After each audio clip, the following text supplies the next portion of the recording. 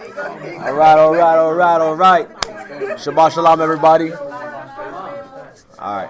You don't want to say I know you guys, everybody having a good time. Don't shorten the lesson for that. Don't shorten the lesson for that. Now we about to start. We're gonna pray. We're gonna start off with a prayer. We have a long lesson, 3 hours.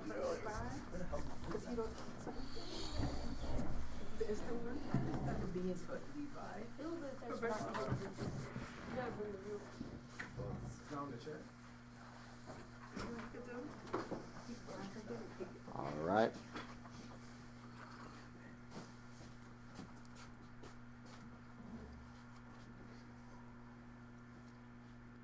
Shemai, Yasharala, Ahaya, Alahaya Nawa, Ahaya, Achad, Shemai, Yasharala, Ahaya, Alahaya Nawa, Ahaya, Achad. Hear, O Israel, our God is one. Our Father, who art in heaven, hallowed be thy name. Thy kingdom come, thy will be done, on earth as it is in heaven. Give us this day our daily bread, and forgive us our debts as we forgive our debtors. Lead us not into temptation, but deliver us from evil. For thine is the kingdom, the power, and the glory forever and ever. Amen.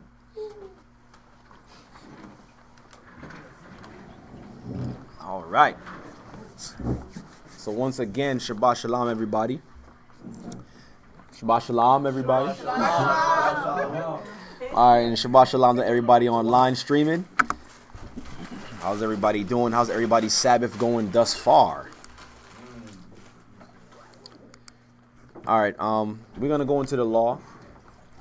Since we know what's coming up in 2 weeks. The Passover, right? So we're gonna go into, let's read we're gonna read Exodus 12, right? We're gonna just read that chapter. It's 51 verses.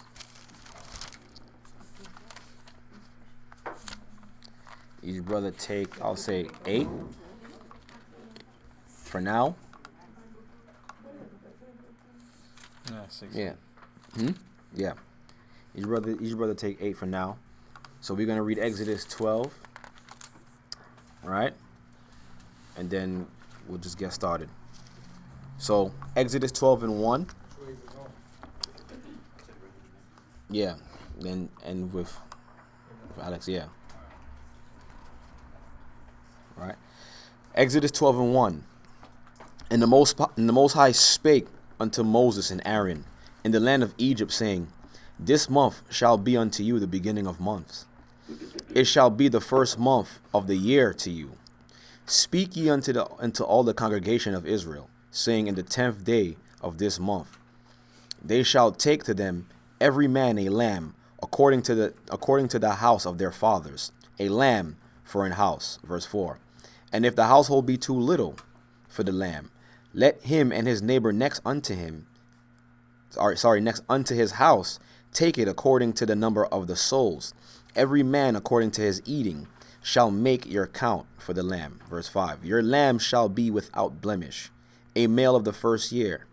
Ye shall take it out of the sheep or from the goats. And ye shall keep it up until the 14th day of the same month. And the whole assembly of the congregation of Israel shall kill it in the evening. Verse 7. And they shall take of the blood and strike it on the 2 sides posts and on the upper doorposts of the houses wherein they shall eat it. Verse 8. And they shall eat the flesh in that night, roast with fire and unleavened bread, and with bitter herbs they shall eat it. Verse 9.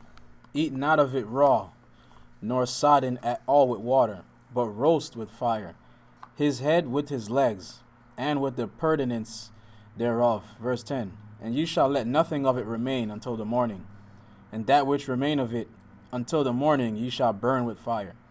And thus shall ye eat it, with your loins girded, your shoes on your feet, and your staff in your hand. And ye shall eat it in haste. It is the Most High's Passover. Verse 12. For I will pass through the land of Egypt this night, and will smite all the firstborn in the land of Egypt, both man and beast, and against all gods of Egypt I will execute judgment. I am Ahiah. And the blood shall be to you for a token upon the houses where ye are.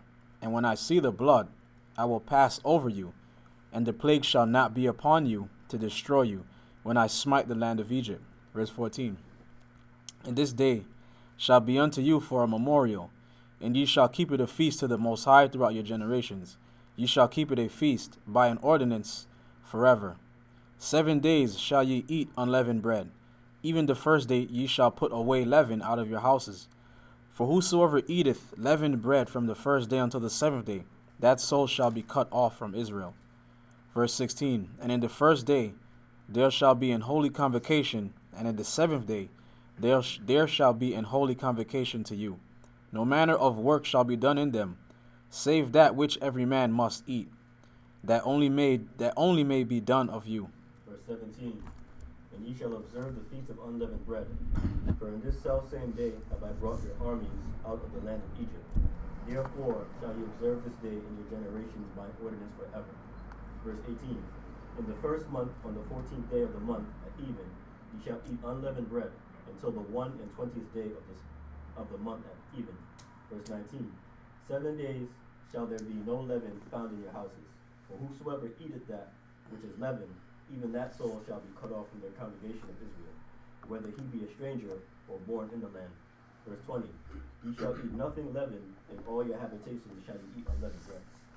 Verse 21. Then Moses called for all the elders of Israel, and said unto them, Draw out, and take you a lamb according to your families, and kill the Passover. Verse 22.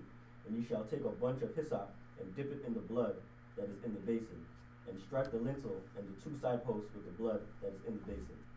And none of you shall go out at the door of his house until the morning. Verse 23.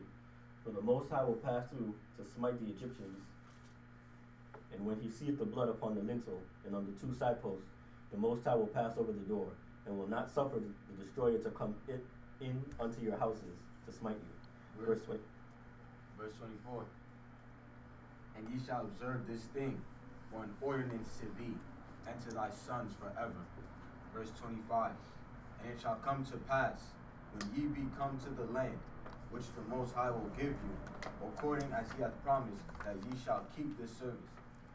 Verse 26. And it shall come to pass, when your children shall say unto you, What mean you by this service? Verse 27. That ye shall say, It is the sacrifice of the Most High's Passover, who passed over the houses of the children of Israel in Egypt, when he smote the Egyptians and delivered our houses. And the people bowed their head and worshipped. 28. And the children of Israel went away and did as the Most High had commanded Moses and Aaron, so did they. 29. And it came to pass that at midnight the Most High smote all the firstborn in the land of Egypt, for the firstborn of Pharaoh that sat on his throne, unto the firstborn of captive that was in the dungeon, and all the firstborn of cattle. Verse 30. And Pharaoh rose up in the night, he and all his servants and all the Egyptians, and there was a great cry in Egypt, for there was not a house where there was not one dead. Verse 31. And he called for Moses and Aaron by night, and said, Rise up, and get you forth from amongst my people, both you and the children of Israel, and go, serve the Most High, as he hath said. Verse 32. Also take your flocks and your herds, as he has said, and be gone, and bless me also. Verse 33. And the Egyptians were urgent upon the people that they might send them out of the land in haste, for they said, We be all dead men. Verse 34. And the people took their dough before it was leavened, their kneading troughs being bound up in their clothes upon their shoulders. Verse 35. And the children of Israel did according to the word of Moses, and they borrowed the Egyptians jewels of silver and jewels of gold and raiment. Verse 36. And the Most High gave the people favor in the sight of the Egyptians, so that they lent unto them such things as they required, and they spoiled the Egyptians. Verse 37. And the children of Israel journeyed from Ramses to Succoth, about 600,000 on foot that were men, besides children. Verse 38. And a mixed multitude went up also with them, and flocks, and herds, even very much cattle. Verse 39. And they baked unleavened cakes of the dough which they brought forth out of Egypt. For it was not leavened, because they were thrust out of Egypt, and could not tarry. Neither had they prepared for themselves any victuals. Verse 40. Now the sojourning of the children of Israel who dwelt in Egypt was 430 years. Verse 41. And it came to pass at the end of the 430 years, even the selfsame day it came to pass, that all the hosts of the Most High went out from the land of Egypt. Verse 42. It is a night to be much observed unto the Most High, for bringing them out of the land of Egypt. This is that night of the Most High to be observed of all the children of Israel in their generations. And the Most High said unto Moses and Aaron, this is the ordinance of the Passover. There shall no stranger eat thereof, but every man's servant that is bought for money, when thou hast circumcised him, then shall he eat thereof. Verse 45. A foreigner and a hired servant shall not eat thereof. In one house shall it be eaten. Thou shalt not carry forth out of the flesh abroad out of the house, neither shall ye break a bone thereof. Verse 47. And all the congregation of Israel shall keep it. And when a stranger shall sojourn with thee, and will keep the Passover to the Most High, let all his males be circumcised, and then let him come near and keep it. And he shall be as one that is born in the land, for no uncircumcised person shall eat thereof. One law shall be to him that is homeborn, and unto the stranger that sojourneth among you. Verse 50. Thus did the children of Israel, as the Most High Ahiah commanded Moses and Aaron, so did they. And it came to pass, the selfsame day, that the Most High did bring the children of Israel out of the land of Egypt by their armies. Aman. Aman. Aman. All praises to the Most High. So you see how the Most High was delivering our people back then during the Passover, right? Anybody want to? A few things I can say. A few things, or just a little bit? A little, Yeah. When I first read this, I found it so interesting how, in Exodus 1, that the Pharaoh that rose after Joseph was like, we're going to kill the firstborn of the males of the children of Israel. Mm-hmm. And I just found it interesting how the Most High flipped the script on them. Right. And started to kill their firstborn, Mm-hmm. everything. And the other thing that I found interesting was how it was like the children of Israel dwelt in Egypt 430 years. And I just recently came across that Isaac ran into trouble in Egypt. Mm-hmm. And that period started from him. So it was talking about... Actually, from when Abraham was in there. Yeah. Right. So it was like we only really served like 210 in Egypt. Mm. So it was like, that was interesting. A lot of people think it was just 430 years in Right. Egypt When really it- started from before. yeah. Take that and run that into prophecy Mhm. for us in Babylon. Yeah. But you just refuted with Joshua because Moses wasn't even there the whole time. Right. He was in Cush. Con. So A few things. that was excellent. Oversight. Anybody else? Any of the sisters? Good. All right. I'm just like in 37. It's just wavy. Like you just read, it's just like they're really trooping together. Like Mhm. even out the animals coming with them. Yeah, everybody. And the thing is, Pharaoh had enough, because like what the Most High did over there, he had no choice but to get those people out of there. I mean, the Most High was destroying them, and the Most High was doing it purposely because the Most High kept hardening his heart every time he sent Moses. But the Most High was doing that to show how great his power it was. You understand? It's like So and then not to cut you off. And when you read the book of Joshua, because of what happened in Egypt, all the nations knew about the children of Israel. They all feared our people at that time because they heard of what was happening in Egypt, right? And our God, yes, exactly. So you see, it's very important to to know this history And and I was yeah. just gonna say it's just like the whole thing, because it's like when you're reading up to this, it's like watching a movie. Like, yo, what's about to happen next? Right. You get up to this part, Like the it's climax, yeah. It's like you just do a back. And trust me, we're gonna read this again in 2 weeks. We're gonna read more of it, but it's good to refresh and to always have the knowledge of it I just want to say and the understanding. I like the obedience, because you have to be obedient. Right. God gave the instructions. Mhm. Don't come out. Right. Because they know the power that this is no joke. And then the second thing I want to say, I just went over my head, but it just shows the power of God. The second point I make is the scripture clearly tells you that this should be practiced throughout. Your generations, right? Exactly, Mhm. and that's the signal there that he doesn't want this To stop, right? here. Hmm. It should be And that's the thing. Like, you know, when we came out of captivity, they gave us, you know, the Christian doctrine, whatever the case is. And in Christianity, it teaches you to that this stuff is done away with, No, because the other people do it. The right, other people yeah. do it. Well, the other people do it because We're they not gotta hold Right. on to the lie. Right. But majority of the people who would be into the churches would be us. So they had to teach us, like, okay, this is not important. This is not for you because We do the other one. Right. We take the exactly. Yeah. But you know, but the more we're against our God, the more, you know, He's gonna be against us. So they did that you know, purposely. Now, I just wanted to run you back over Mm. what you just said, because it's funny how they would keep it and they would not really, they would tell you, all right, you guys don't really have to keep it. But Right. The scripture just said, the strangers that's within you, Mhm. you have to keep it too. Mm. So Right. it's And funny that's how they don't that. teach Yeah. us the laws and stuff like that. And that was and this is how we know, you know, our God is righteous, right? Because even like when we first come into the truth and when we find out the knowledge of ourselves, who we are, we go into the scriptures and we could prove through the scriptures that, yeah, these are our people, this is us, this is how we know this is us. Then we kind of exclude the other nations.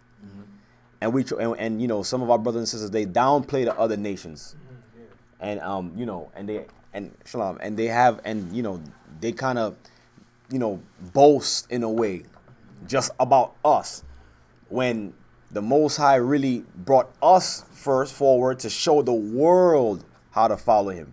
Because even when you read verse 48, see, it says, and when a stranger shall sojourn with thee, and will keep the Passover to the Most High, let the males be circumcised. So there was also requirements for the Gentiles who would want to serve our God as well. You understand? And that's why, you know, it's unfortunate, you know, the two visitors that we was gonna have today, they didn't show up. But I was gonna actually go into a little breakdown, because, you know, a lot of us in here sitting here, we know how we can identify the tribes. We know who Benjamin is. We know who Levi is. We know who Judah is. We know that. But, you know, I feel like, you know, we have to go through. Let's just go through it.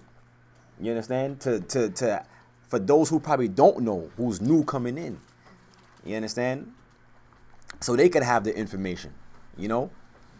Let's matter of fact, let's start with Genesis 49, because, like Sister Sonia was saying, the other people are following it, and who's that other people?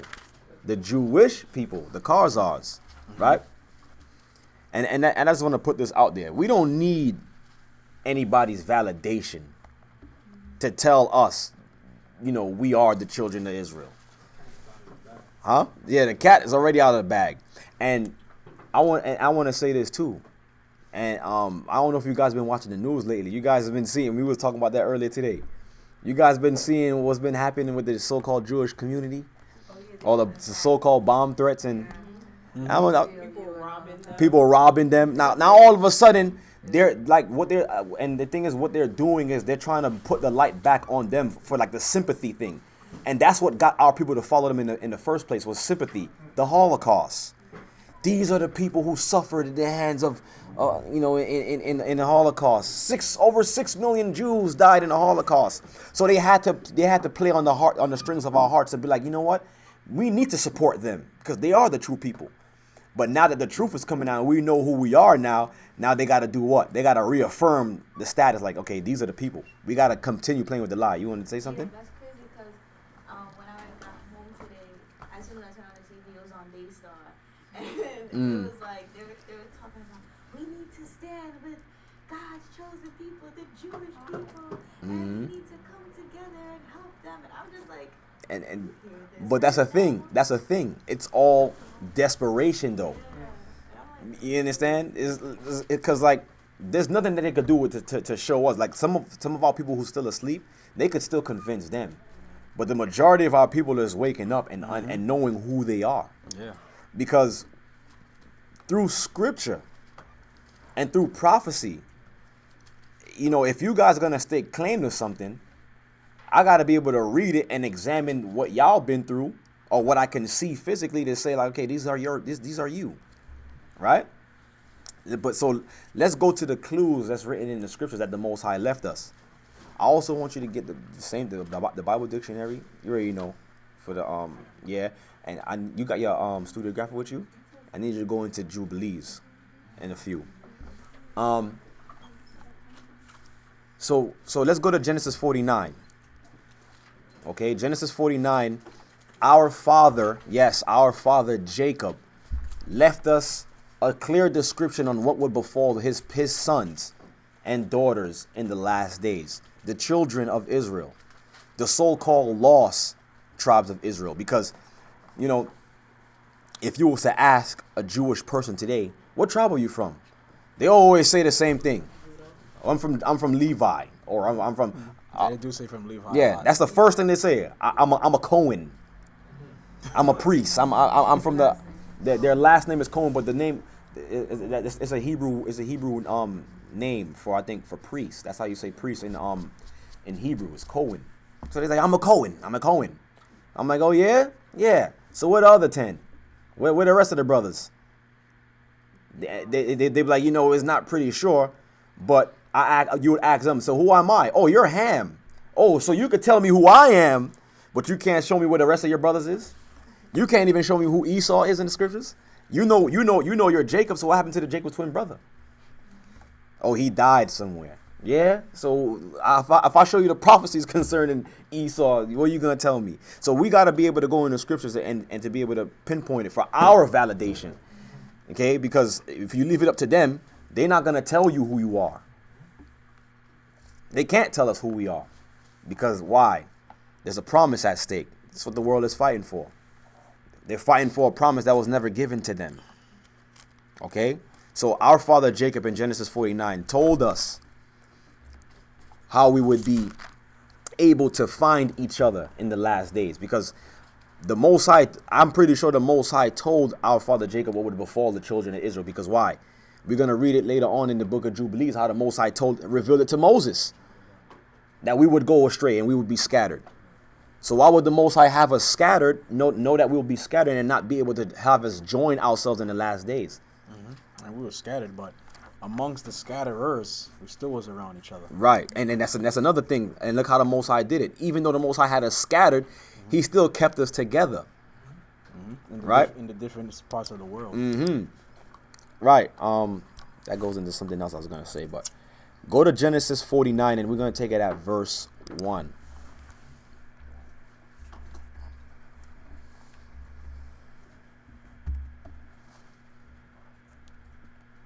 Give me 1 second.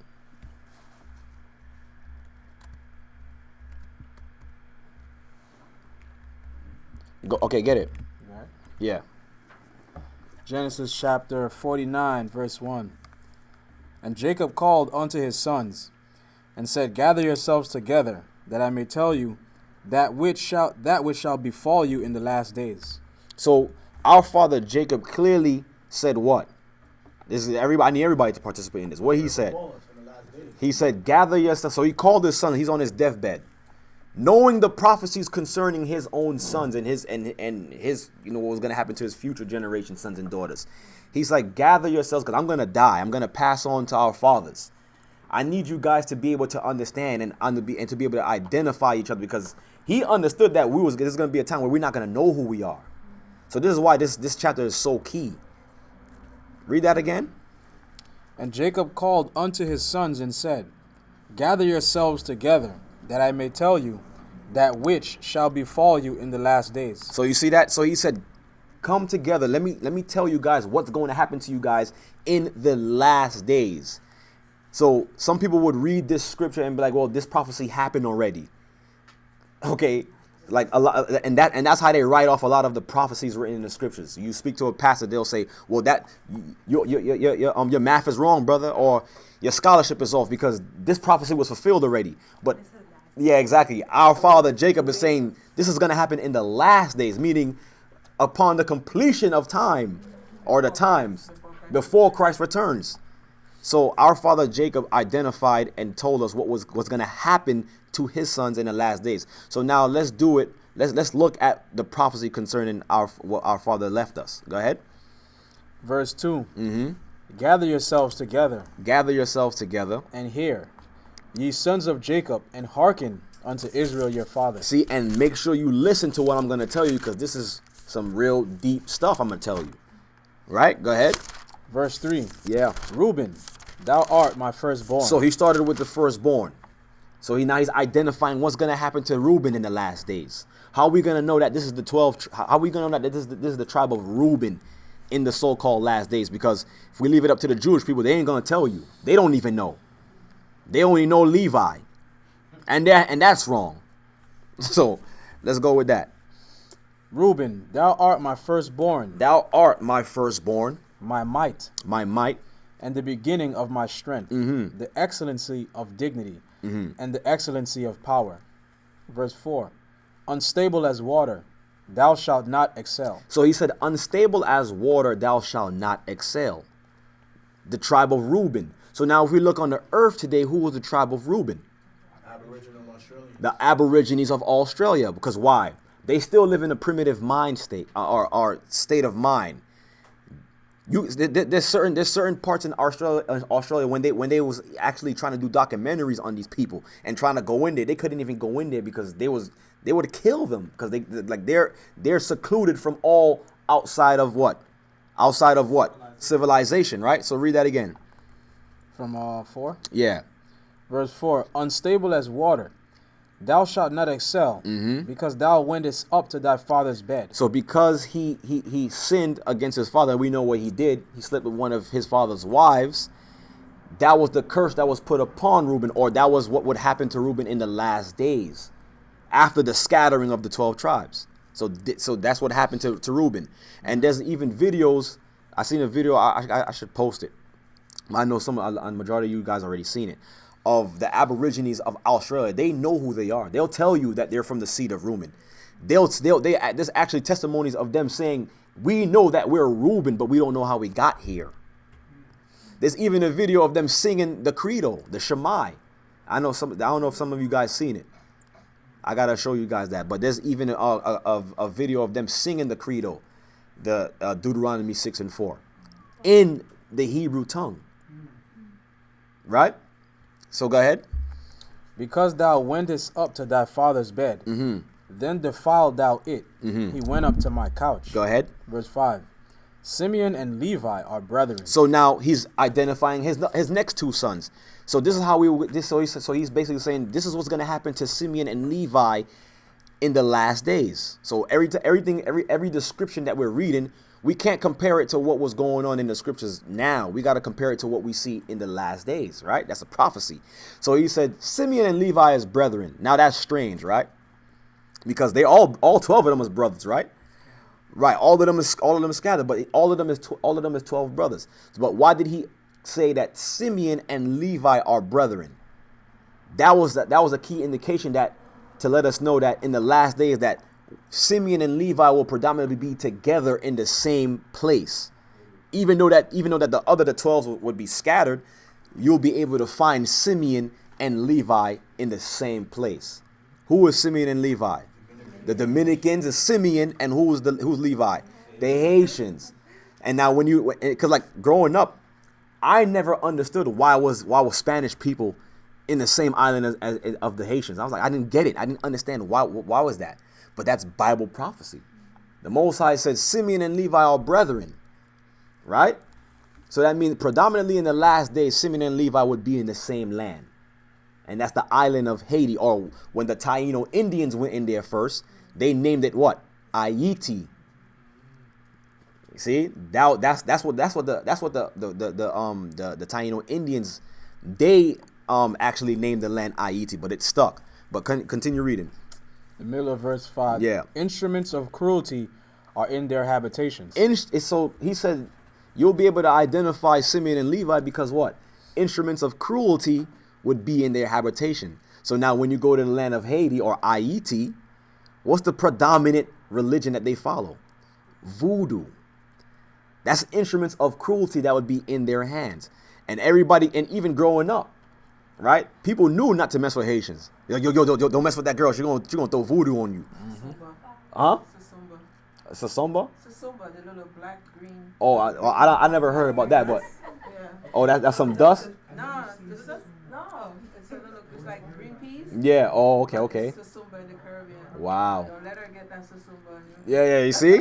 So growing up, we understood that the Haitians or the Levites, they're very strong with that type of practice, right? That's in the Haitian culture. Not just the Haitians, but what? Even the Dominicans as well too. They practice what? Santa Maria. Okay? You got Iggy Azalea. What's her name again? Yeah, Azalea Banks. It's all the same thing. You got Azalea Banks. I believe she's Dominican. Either Dominican, but she's Dominican, right? See that? And look at her. She promoting her craft. So our father Jacob told us that instruments of cruelty will be in the land or in the hands of Simeon and Levi. Let's get some more. Verse 6. Yeah. O my soul. He said, "Oh my goodness, sons, listen to what I'm saying to you right now. O my soul, come not thou into their secret. Come not down to their secrets." So I'm even warning y'all, be careful what your brothers will be able to do in the last days. Talking about raising the dead and having zombies, and I'll tell you some stories about some people in Haiti. All right, I'll tell y'all some stories. So our father Jacob was not lying about what he said what happened to Levi, right? Go ahead. Come not thou into their secret, unto their assembly. You see, come not until thy secret, because those are secret, dark practices that they do. Right? Go ahead. Mine honor, be not thou united. Don't even be united with what they're dealing with, because they're on the left-hand side. And that's how we know that Levi was so dominant with the practice of voodoo, because why? Levi was what? The priest. And Levi had a lot of the I would say the practices directly from the Most High, how to communicate with the Most High through the Spirit. So they just took that practice and then used it on the left-hand side to deal with spirits and all that. You understand? Because the blessing that Levi got from the Most High was different from all the 12 tribes. It's separate. The Most High severed the tribe of Levi to be special unto himself. But he's gonna restore that order when in the kingdom. Levi will be priests again in the kingdom. But go ahead. Be not thou united. You see, be not thou united. For in their anger they slew a man, and in their self-will they dig down a wall. So you see that anger that was in them was stored up because of their sister, right? But go ahead. Verse 7. Cursed be their anger. Cursed be their anger. So you mess with a Haitian or Dominican.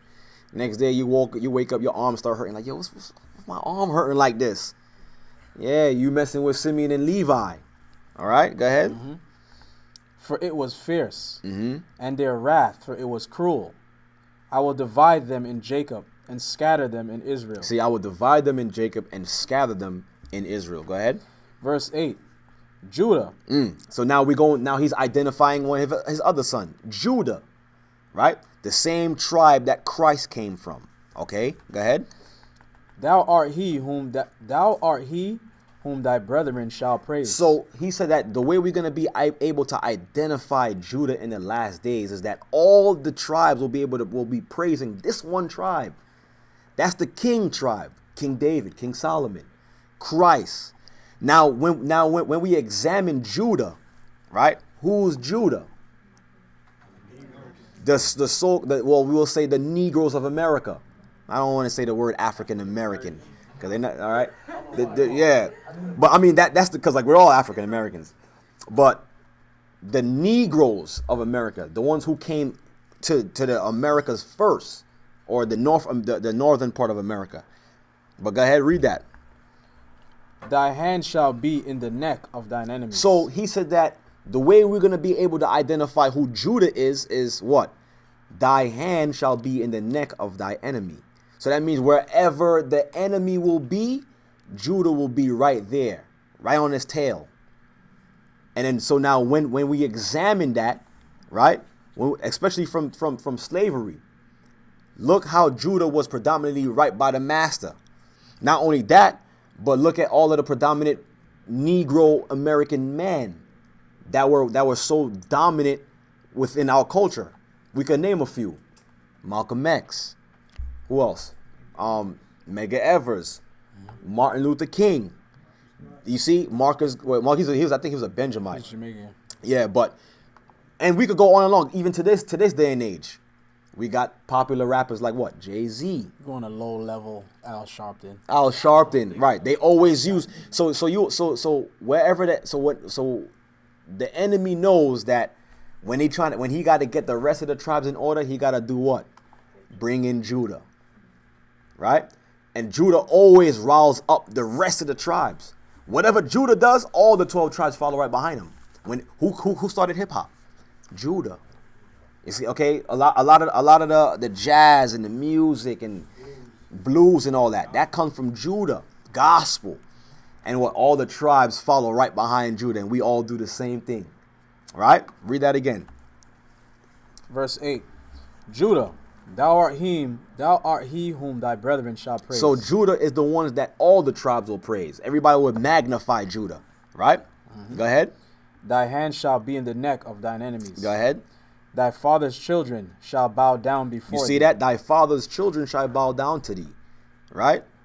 And that's talking about the political influence that Judah would have on the rest of the tribes.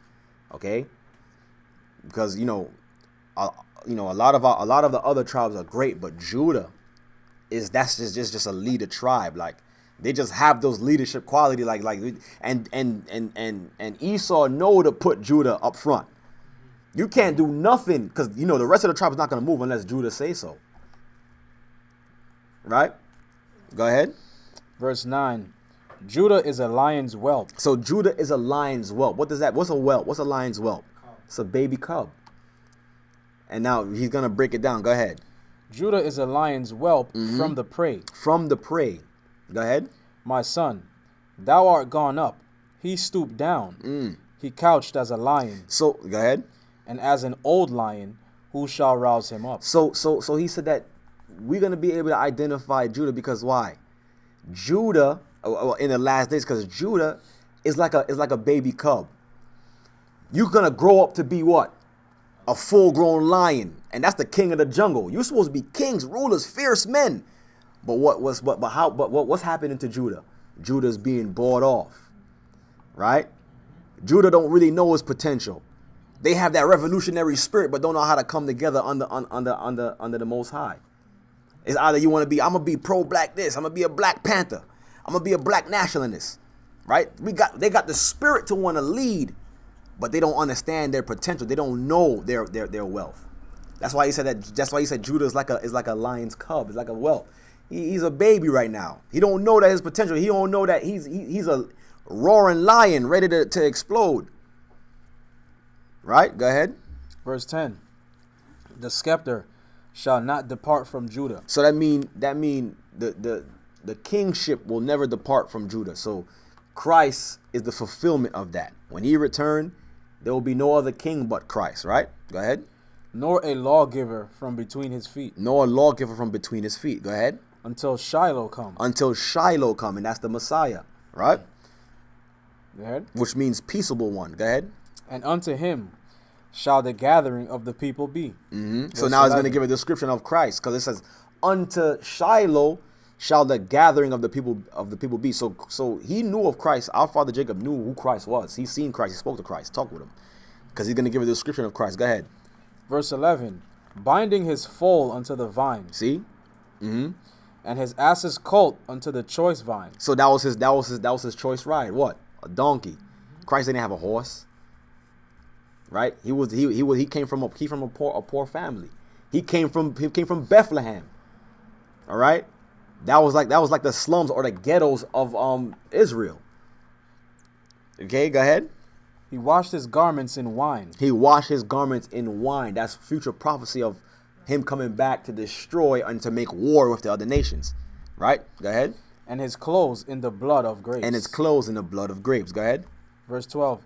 His eyes shall be red with wine. His eyes shall be red with wine. Go ahead. And his teeth white with milk. So that's a description of Christ. But go ahead, continue. Verse 13. Zebulun shall dwell at the haven of the sea. So now he's identifying how we're going to identify Zebulun. He said Zebulun shall what? Shall dwell at the haven of the sea. Zebulun shall dwell at the haven of the sea. What is a haven? It's a port where ships could pass through. They make way for it, right?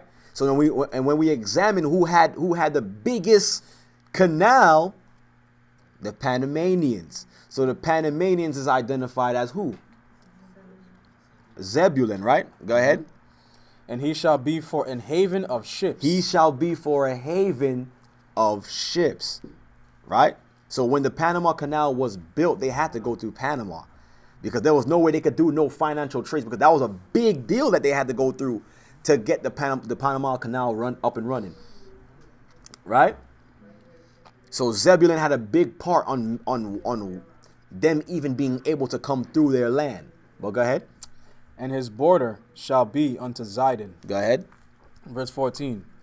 Issachar is a strong ass couching down between two burdens. So now who is Issachar? Issachar is your modern day Mexican man and woman, right? And he's going to explain how we understand this is Issachar. Go ahead. Verse 15. Mm-hmm. And he saw that rest was good. And he saw that rest was good. And the land that it was pleasant. And the land that it was pleasant, right? Go ahead. And bowed his shoulder to bear. Mm-hmm. And became a servant unto tribute. And he became what? And he became a servant unto tribute. Issachar became a servant unto tribute, meaning working for low wages. Every time somebody want to get work done, it's like, yo, just call a Mexican. They'll do it. And all throughout the days, if you like, there's certain parts in Brooklyn, you drive through, you just see a bunch of them just standing around looking for work. They'll work for practically nothing, right? But they work hard, and after they work, they sit back and they enjoy their work. Every noon time they have something called siesta, where they sit down and drink and just be able to enjoy the fruits of their labor or what they've done for the day. So that's Issachar, right? Issachar is the Mexicans and the ancient Mayan Aztecs, right? Go ahead. Verse 16. Dan shall judge his people. Dan shall judge his people. And we know Dan is no longer a tribe because of what he's done to to the children of Israel. But we'll explain that. Go ahead. Dan shall judge his people as one of the tribes of Israel. Mm-hmm. Verse 17. Dan shall be a serpent by the way. So you see that? He said that in the last days, Dan will be a serpent by the way. So that means Dan would be what? Would be against his own brothers. Watch, go ahead. An adder in the path. An adder in the path. That biteth the horse heels. Mm-hmm. So that his rider shall fall backwards. Mm-hmm. So Dan actually started to go against his own brothers towards the end. This is why they're cast out as a tribe. But they would still be in the kingdom, but as Gentiles though. All right? Go ahead. Verse 18. I have waited for thy salvation, O Ahiah. Verse 19. So you see that's basically saying that they are waiting for their salvation, their turn of redemption. Go ahead. 19. Gad, a troop shall overcome him, but he shall overcome at the last. So you said Gad, a troop shall overcome him, but he shall overcome in the last. Who is Gad? The Native American Indians. Okay? The Native American Indians is the tribe of Gad. So he said that a troop shall overcome him and what? But he shall what? Overcome. But he shall overcome. Right? And how do we understand that the Native American Indians is Gad? Right. The troop that overcame them was who? First of all, it was Christopher Columbus and them, the Spaniards, with their armies, and then what? Became the U.S. cavalry. All right? And I think I mentioned this before. A good movie to show you how ruthless Gad is. A good movie is The Revenant. The Revenant with Leonardo DiCaprio. Okay? That movie, they showed you how Gad was getting down and how Gad was destroying, the Europeans. So Gad, okay, was what they was already here, right? And they came over and tried to overtake. That was the troop that overcame them, right? Now look, our brothers and sisters of Gad, They had this whole side to themselves. Now they're just relegated to what? Reservations. Okay? So our Father, explained to us how to find them. Go ahead. Verse 20. Out of Asher his bread shall be fat, Out of Asher his bread shall be fat, and he shall yield royal dainties. and he shall yield royal dainties. Who's Asher? The Colombians, the Brazilians, the South Americans, right? How do we know that? How do we know that area is predominantly where Asher would be at the end, at the last days? Go ahead and read. Verse 21. Naphtali is a hind let loose. Wait, that was it was just for for 20. for Asher. Yeah. All right, go ahead. Verse 21. Naphtali is a hind let loose. Naphtali is a hind let loose. He giveth goodly words. He giveth goodly words. Naphtali is who? Why? The Hawaiians, all right, and the Chileans. Okay, I see. That's a new one. And the Native Americans of the Chileans. So this is Naphtali. Okay, they giveth goodly words, right? When you go to Hawaii, what they be saying? Aloha.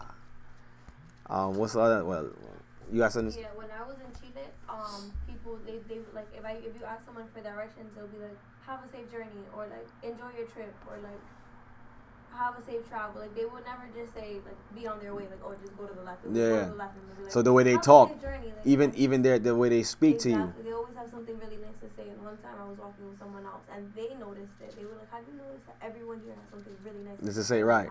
time?" You see that? So that's how we know Naphtali is the Hawaiians in the South Pacific, or in the Pacific, and the Chileans, right? Where you at? 22. 22. Verse 22. Joseph is a fruitful bow, Joseph is a fruitful bowl. Hmm. even a fruitful bow by a well, whose branches run over the wall. Verse 23. The archers have sorely grieved him, and shot at him, and hated him. But his bow abode in strength, and the arms of his hands were made strong by the hands of the mighty power of Jacob. From thence is the shepherd, the stone of Israel. So now who's Joseph? Joseph is Ephraim. It's the same thing as Ephraim, right? That is who? The Puerto Ricans, the Taino Indians. So now where it says the archer has what? Shot at him and bruised him, right? Read that part again. 23. The archers have sorely grieved him, and shot at him, and hated him. So who was those archers? The Spaniards, when the conquistadors, when they came over, when the Taino Indians, before they was renamed Puerto Ricans, all right, which actually means what? Rich pork or something like that. Rich pork. No, Port of Riches. Port of riches. Oh, excuse me. I remember somebody was telling me it means rich pork, but port of riches, right? They was already in Puerto Rico, playing with what? Diamonds and marble. They had riches over there in Puerto Rico. The Taino Indians. Then what? They came over. This is why a lot of them is like fair skin, because through all all the the rape and what they was doing, and there's even history of them being destroyed to down to 500,000 man child. They was coming in and just slaying killing all the men over there, right? So Joseph or Ephraim is your modern day Puerto Rican man and woman. And he said Jacob said he's a fruitful bough, right? Meaning everywhere you see Puerto Ricans, they have abundance of children, right? Huh? You said something? Yeah. So you want to say something too? I was like, I don't know if it's that much relevant. I was like, and shot at him. And I know there was a big thing in Puerto Rico about the sterilization period. To like slow them down from having as much kids as they was having. Yeah, see? Yeah. So you see that? So they understood that Joseph is a fruitful bowl, right? Where we at? 25. So Joseph or Ephraim, you'll hear us refer to Ephraim as who? The Puerto Ricans, right? Your modern day Puerto Rican man and woman. 25. Oh, and the Cubans. I forgot to put the Cubans. That's Manasseh, right? That's next, I believe. 25. Even by the power of thy father, who shall help thee? No, the thing is. Yeah. No, it's down here. What verse you at? 25. All right, go ahead. Mm-hmm. Well, nah, go to where you see Manasseh. Wait. No, Benjamin. Benjamin? Yeah. All right. So that description for Joseph also goes for Manasseh as well, because our father Jacob adopted who? Manasseh and who? Ephraim from and Manasseh, the tribe of Manasseh would be who? The modern day Cubans. Right.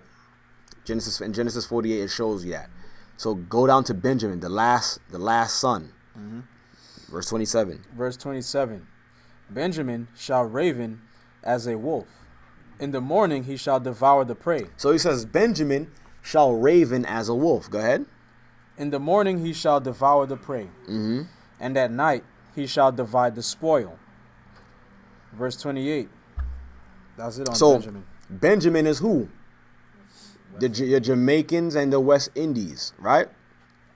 So when it says Benjamin shall raven as a wolf, and when we look at a wolf and they're crying out to the moon, what does that symbolizes? To what Benjamin does. They're singing the way how spiritual their music is, and out of all the tribes, Benjamin was the one who still stayed true to the culture of knowing that they was from Zion and saying the Most High and Jah and all that. That's Benjamin, right? Go ahead. Verse 29. And he charged them and said unto them, I am to be gathered unto my people. Wait. There's one part I wanted to get to for Benjamin. Oh, it's 28. Where he says, I skipped 28. Yeah, go ahead. No. Read 27 again. Verse 27. Yeah. Benjamin shall raven as a wolf. Yeah. In the morning he shall devour the prey. In the morning he shall devour the prey. And at night he shall divide the spoil. And who was the tribe? What was Benjamin doing during the time of the slave trade? Benjamin was what the tribes of Benjamin became the first pirates. Okay? Or the Maroons. Right? If you ever hear the stories of if you ever hear the stories of the Maroons or the Moors, what they were doing. They were taking over slave ships, stealing the cargo and dividing it amongst each other and trying to help free other slaves. That's why he says, read that part again. 27 at the end. In the morning he shall devour the prey. In the morning he shall devour the prey. And at night he shall divide the spoil. And at night he shall divide the spoils. That's talking about what they was doing. Right? Mm-hmm. Go ahead, verse 28. 28. All these are the 12 tribes of Israel. And this is it that their father spake unto them. You see, all these are the tribes of Israel. Go ahead. And this is it that their father spake unto them. And this is it that their father spake unto them. So now he told them this is how you would be able to identify yourselves in the last days. So how is that hard for them, for the people who's claiming to be Jews and are not?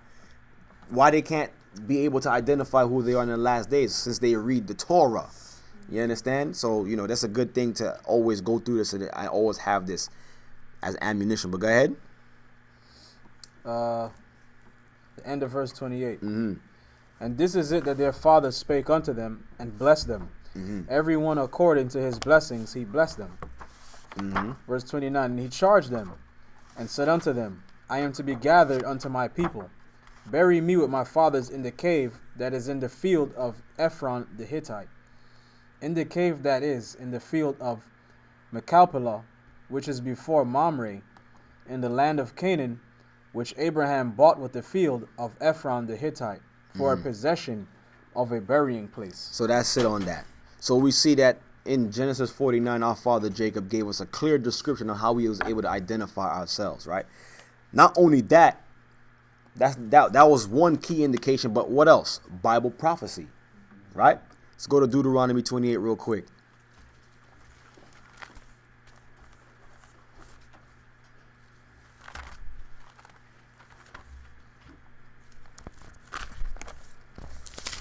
Deuteronomy 28, and take it at verse 1. For me, please.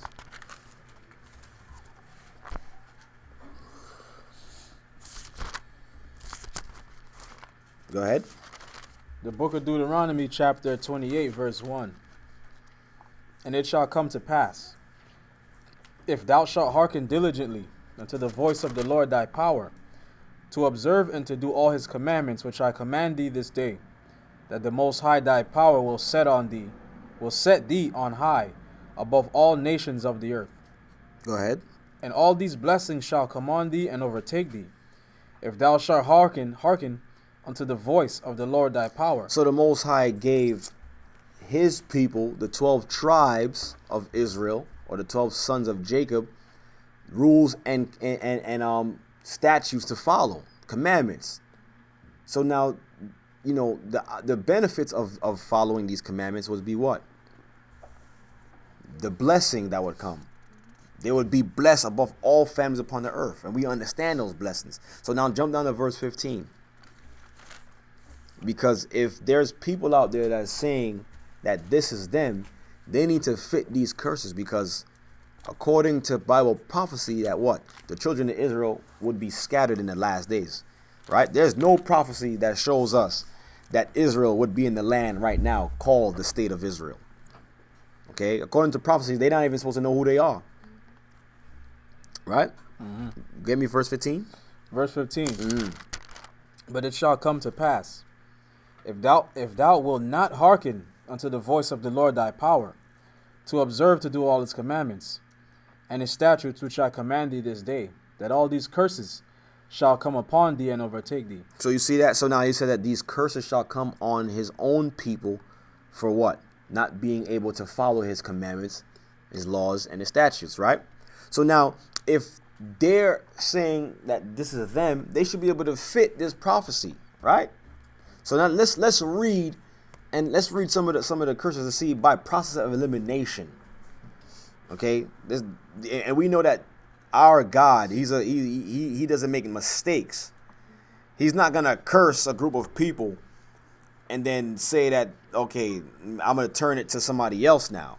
What he said is gonna happen is gonna come to pass, right? Let's go to jump down to verse 29. Well, take it out verse 28 first. Verse 28.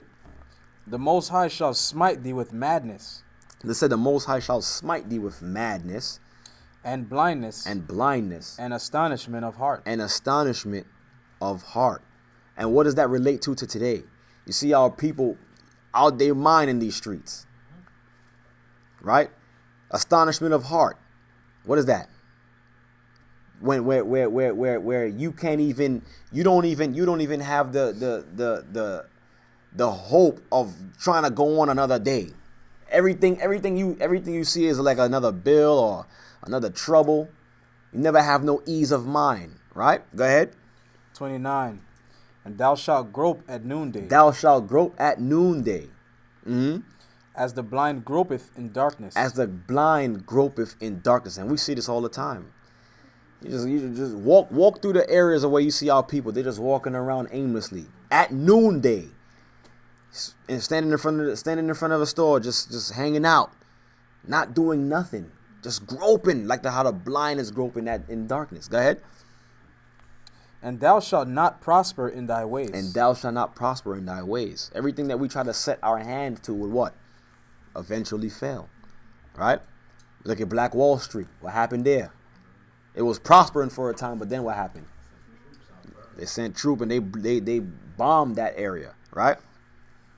Everything that we try to come together to do, they always demonize it and try to take it apart. When Malcolm and the Nation of Islam was trying to come together, the CIA actually had to infiltrate that to break it up, because that's how powerful they were at that time, just a whole bunch of black people just uniting under something. You understand? So they had to come in and destroy that, because now the Nation of Islam under Farrakhan is not what it was like when it was with Malcolm. They've been bought off. You know what I'm saying? Jump down to verse. I want you to jump down to verse 32. Verse 32. Thy sons and thy daughters shall be given unto another people. Thy sons and thy daughters shall be given to another people. So now we need to see, history and evidence that this happened to somebody, to a group of people on this earth. He said, thy sons and thy daughters shall be given to another people, right? And thine eyes shall look and fail, That eyes shall look and fail, what? with longing for them all the day. Longing all the day. And there shall be no might in thine hand. And there shall be no might in thy hand. That's talking about when they was coming in and separating the families through slavery, right? Go ahead. 33. The fruit of thy land and all thy labors shall a nation which thou knowest not eat up. And thou shalt be only oppressed and crushed always. So he said, so that's another curse. That way they shall be always oppressed and crushed always, right? When you look at the people on the earth, and you look at our people is like at the bottom. It's like, yo, why can't we never see our faces? It's like not until now you starting to see our people in commercials and stuff like that. But back then they didn't have nothing like that. We didn't have none of our people as dominant in media as it is now. But you know, the Most High did say that He's gonna loosen the grip, the yoke off of our necks, right? Jump down to verse 30 from 41. Verse Well, 41. no. Matter of fact, get 37. Verse 37. Yeah. And thou shalt become an astonishment, Thou shalt become an astonishment, a proverb, a proverb. and a byword among all nations whither the Most High shall lead thee. So you see that? So another key indication to be able to identify who the children of Israel is through these curses is that they will be what? An astonishment. So when people see them, people will be amazed to see them and be like, yo, I can't believe these people went through all this and y'all still here, still smiling, chucking and jiving. These people are actually like especially other nations. Like I'll say when people come over from like Europe, they like to interact with us. It's like they're so amused when they see us and they like to speak to us. That's part of the curse because why? We are an astonishment. What else? A proverb. We are a proverb. We are a mystery. Right? What's the mystery? Who you really are. Right? Some people say you this, some people say you that. You know what I'm saying? Go ahead. And a byword. And a byword. What's the byword now? Being called outside of your name. So now we need to see what is the world. What's the byword for a Jewish person? You know what I'm saying? If you guys are the children of Israel, what's the byword? Who's calling you outside of your name? People are actually calling you guys Jewish or the chosen people. Huh?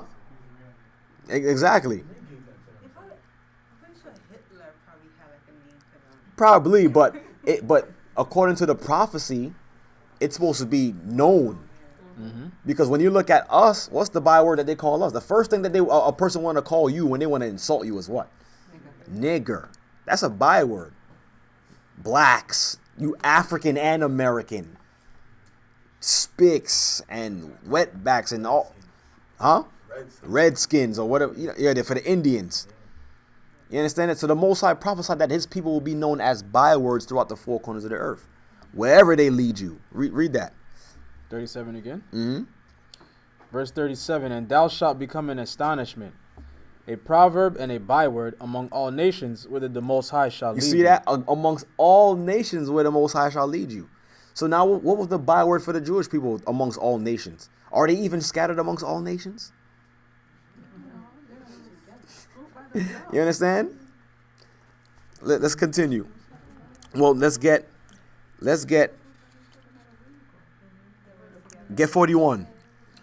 Verse 41. Thou shalt beget sons and daughters, but thou shalt not enjoy them. So he said that you will have sons and daughters, but you will not be able to enjoy them because what?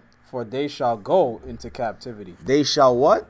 For they shall go into captivity. They shall go into captivity. So now somebody would easily try to write this off like, well, you know, black people is not the only people who went into slavery. Yeah.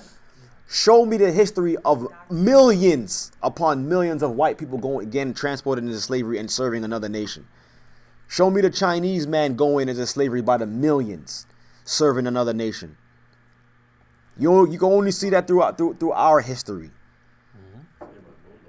By the boatload, right? You understand? Because of our strength. That's how our slavery started.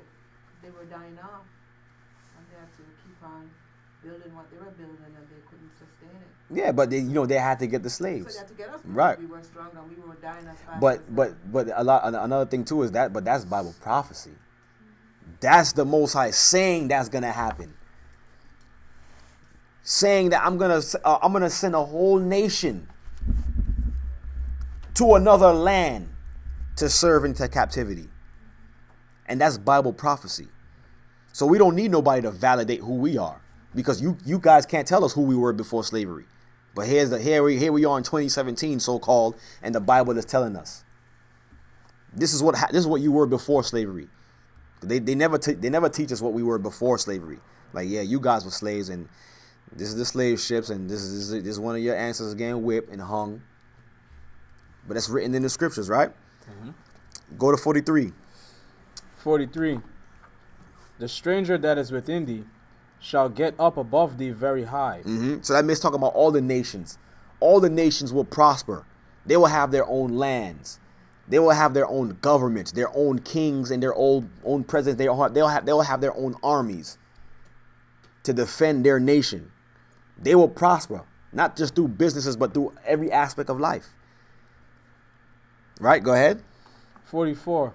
He shall lend to thee, He shall lend to thee. and thou shalt not lend to him. That's talking about their banks, right? He shall be the head, He shall be their head, and thou shalt be the tail. and we shall be the tail, right? They will never exalt us above themselves first, right?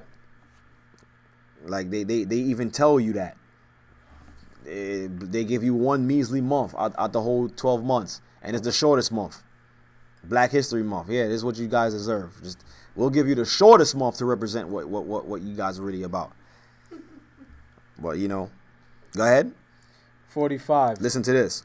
Moreover, all these curses shall come upon thee, and shall pursue thee, and overtake thee, till thou be destroyed. Because thou hearkenest not unto the voice of the Lord thy power, to keep his commandments and his statutes which he commanded thee.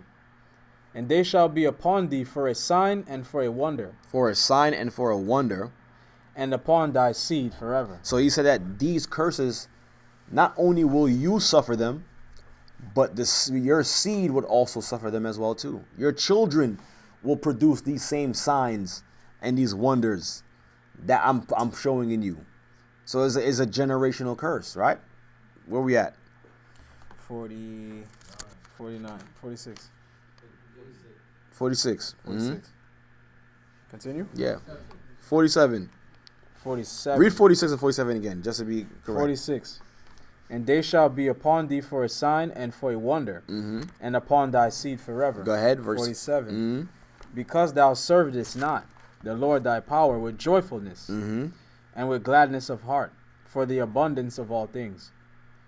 Verse 48. Therefore shalt thou serve thine enemies, which the Most High shall send against thee, in hunger and in thirst. So you see that? So the Most High will send the enemy to us in hunger and in thirst. We shall serve them in hunger and thirst. Go ahead. And in nakedness. And in nakedness. And in want of all things. And in want of all things. So if you need anything, you gotta serve your master for it. Now show me the history of millions upon millions of a people from a nation serving a different person outside of their own race.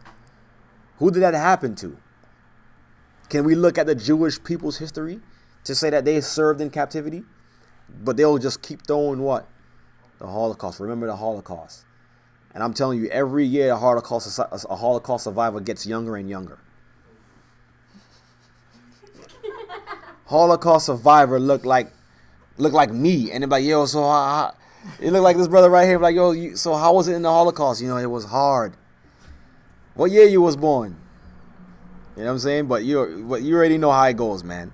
So, like I said, we don't need them to validate who we are. The Bible validates who we are, right? I want to get this scripture too. Go to still in the same book. Jump down to verse 63 now. Huh? Oh, you didn't finish it? Oh, matter of fact, finish reading it. I'm trying to jump the gun, yeah. Verse 48 at the end. And he shall put a yoke of iron upon thy neck. That's the key. And I almost forgot this one. So he said that the enemy that you will serve, right? The enemy that you will serve will do what? Put a yoke of iron upon thy neck. He shall put a yoke of iron on thy neck. Until he have destroyed thee. And even if, okay, let's say, just for argument's sake, the Jewish people would say, but this did happen to us. Show me the images of yokes of iron on y'all necks and y'all transported on cargo slave ships. Once you say that, y'all got it. Y'all the children of Israel, and we sorry. We gonna wrap this up. We'll wrap this up. We'll close. We'll never teach again. And get out of here. We'll kindly be the Gentiles under you. We have images. They do movies on this of our people serving in captivity with the chains on and the yokes of iron on our necks. So we don't need you to validate who we are. The Most High said this will happen to his people. Right? Now jump to verse 63. Verse 63. Yeah. And it shall come to pass that as the Most High rejoiced over you to do you good, and to multiply you, so the Most High will rejoice over you to destroy you. Look at that. See that? So the same way the Most High loved us, he wasn't afraid to destroy us or to punish us. For what? Disobedience. That's all it comes down to. It's obedience. Go ahead. And to bring you to naught. To bring you to nothing. And aren't our people down to nothing? I mean, it's sad. Like, I look at our people who don't know this, who don't know who they are, and I just look at them just walking around with no hope. It does hurt. But that's how you know the Most High was not playing. And exactly like that's like what the brother just said. If we were supposed to be rulers, right? Kings and queens and being on top, look what the Most High has put us to. The level that he had put us to. When he said he was going to bring us to naught, he was to naught. He wasn't playing. Yeah, I mean, it's sad, but, you know, the Most High prophecy is real. But go ahead, where you at? The end of verse 63.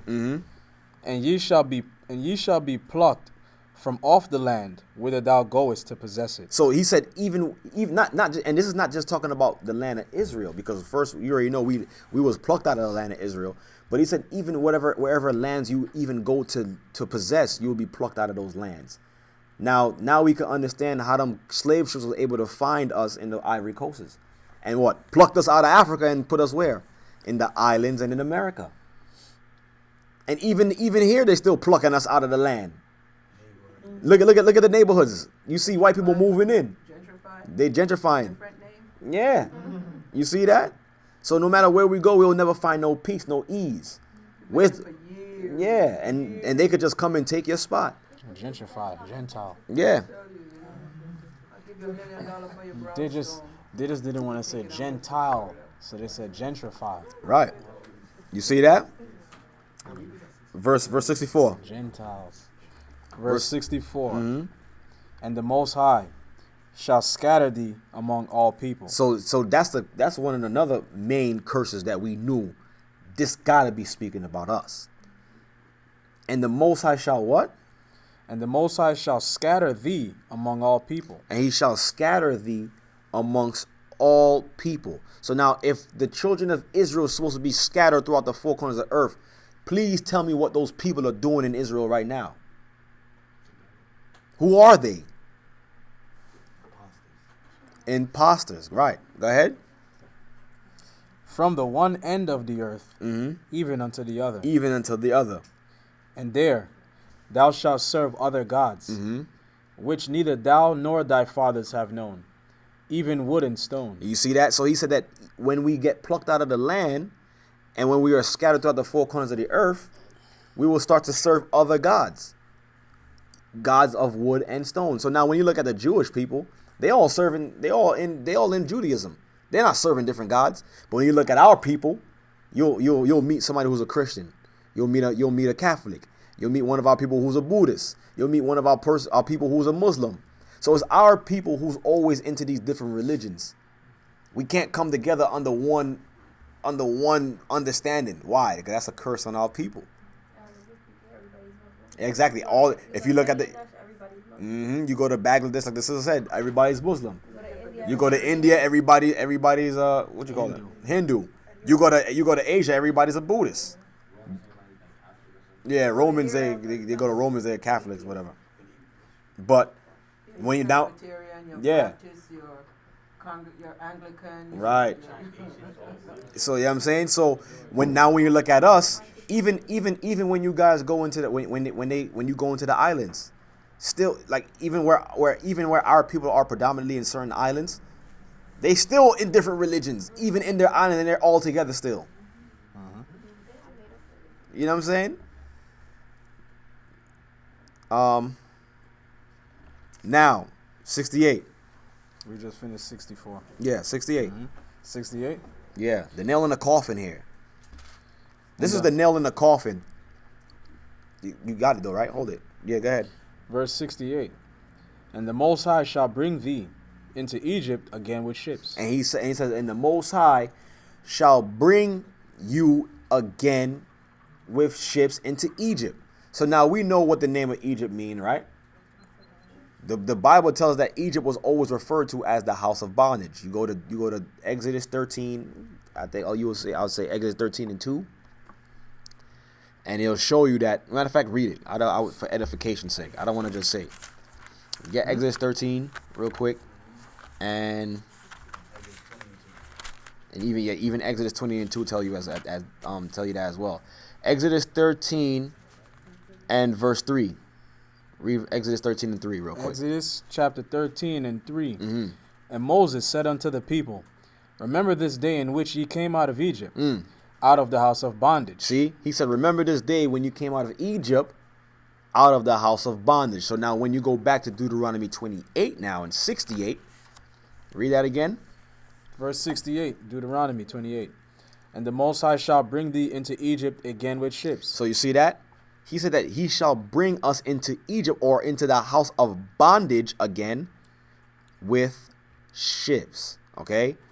So the children of Israel was transported back into slavery by the means of cargo slave ships. And now when we growing up in school now, they taught us that, yeah, you guys was brought through these over here on what? Cargo slave ships. So the question is, why they didn't tell us that this was written in the scriptures? See that? Go ahead. By the way whereof I spake unto thee. By the way whereof I spake unto you. So the way I'm saying it to you, this is exactly how it's going to happen. It's not going to be a mistake. It's not going to be a random coincidence. Okay, go ahead. Thou shalt see it no more again. Go ahead. And there ye shall be sold unto your enemies. You shall be what? Ye shall be sold unto your enemies. So when you get off those slave ships, you're going to be sold on auction blocks. For what? For bondmen. For a bondman, a slave man, and a bondwoman, and a slave woman, and they teach us that all the time. They even put it in the movies. In Roots, 12 Years a Slave. Okay, in that new recent movie Get Out, they're showing you over and over like, yo, this is you. And here it is in Deuteronomy 28 and the 68 verses saying that this was happen to the Most High's chosen people, right? So now that we understand that we the chosen people, right? You'll speak to I would say someone of a high ilk in theology, and they'll say, you know what? It's not about the children of Israel no more. It's not about God's chosen people no more. Those God's chosen people is done away with. Oh yeah. Let's go to Jeremiah 31, because I've heard that growing up. I've heard that the children of Israel does not exist anymore. They are no longer a people. But if they're no longer a people, why are we holding up the Jewish people as God's chosen people? That means they shouldn't exist right now either. They shouldn't be in the land of Israel. They shouldn't get the promises or anything. All right? So Jeremiah 31 and 31. No, 31. Take it out verse 30. 30. Let's take. I'll get it for you right now. Jeremiah You said starting at 35? Yeah. 35 and 36. Take it at Jeremiah 31 and 35. Jeremiah chapter 31, verse 35. Mm-hmm. Thus saith the Most High Ahiah, which giveth the sun for a light by day, and the ordinances of the moon and of the stars for a light by night, Mm-hmm. which divideth the sea when the waves thereof roar. The Most High, the Most High of hosts is his name. Mm-hmm. Go ahead. 36.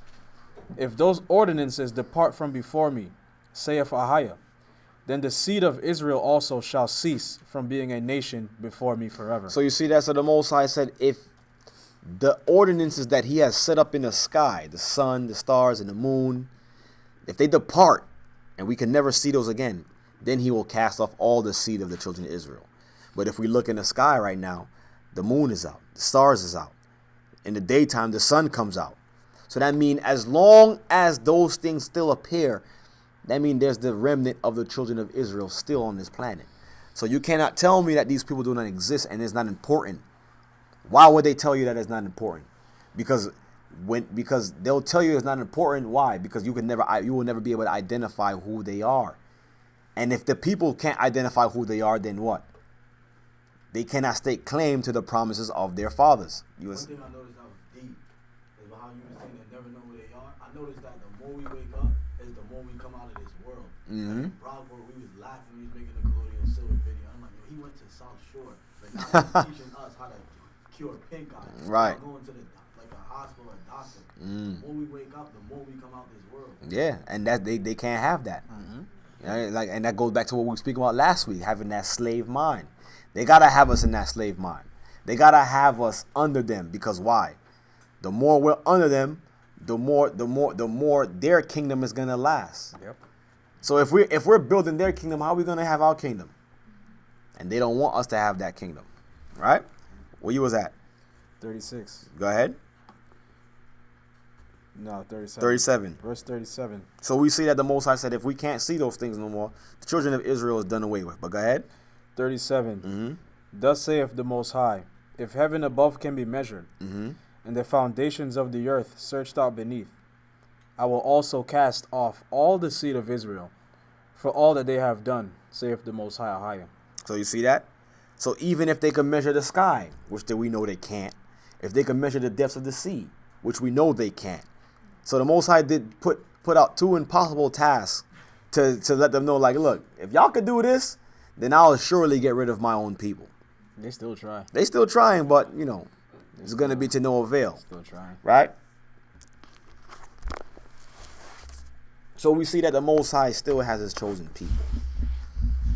And then you'll have some people tell you, but no, it's not about the children of Israel no more. All right? The Most High has done away with his people. It's about the Gentiles now. Oh yeah? Let's go to the New Testament.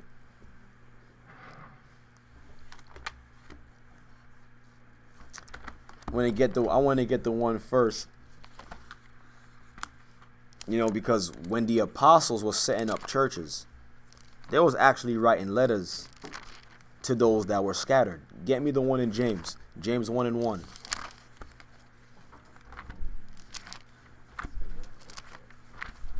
James 1 and 1. So here's the epistle of James sending letters, all right, to the people who so-called don't exist after Christ anymore. So James 1 and 1. Read that real quick. The book of James, chapter 1, verse 1. Mm-hmm. James, a servant of the Most High and of the Lord, Yeshua Christ, Mm-hmm. to the 12 tribes which are scattered abroad. To who? To the 12 tribes which are scattered abroad. But Pastor, I thought the 12 tribes don't exist anymore. To the 12 tribes which are scattered abroad. So here we is after Christ. We have the apostles sending letters to the 12 tribes that are scattered abroad. Because why? We know that the mission was to what? What was the mission? To gather the lost sheep of the house of Israel. That's what Christ commanded them to do. To find them. To find us. Right? Let's go to another scripture who they actually like to use to promote the Gentiles. Okay? It's all about the Gentiles now, okay? The kingdom is for the Gentiles. So let's go to the apostle of the Gentiles. Let's go to Paul himself. Let's go to Romans. Romans 9.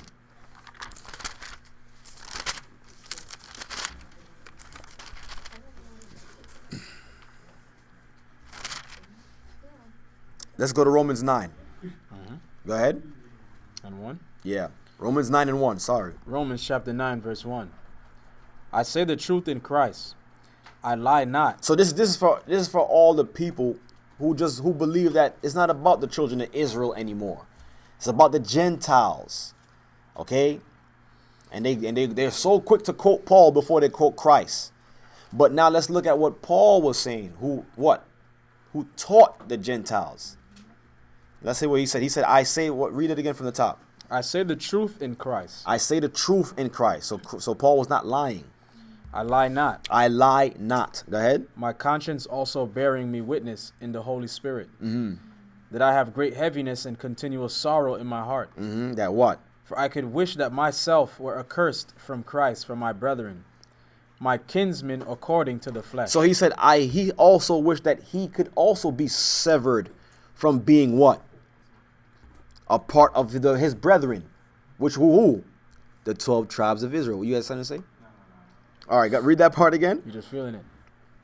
For I could wish. Verse 3. Yeah. For I could wish that myself were accursed from Christ for my brethren. So you see that? From my brethren.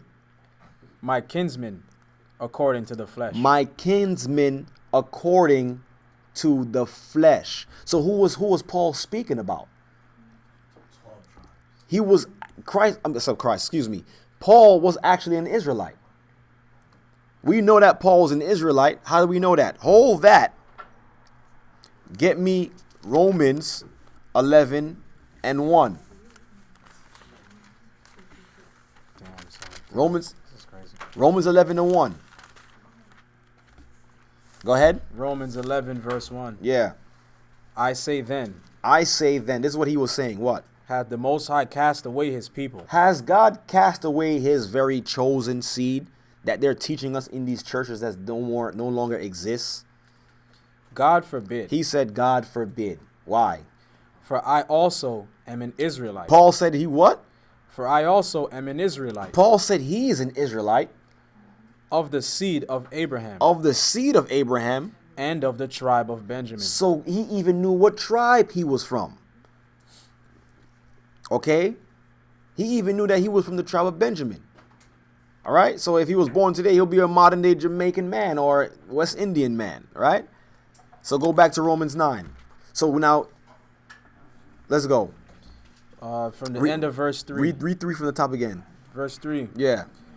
For I could wish that myself were accursed from Christ. He wished that himself was accursed from Christ. For my brethren. My kinsmen according to the flesh. My kinsmen according to the flesh. That are what? Who are Israelites. Who are what?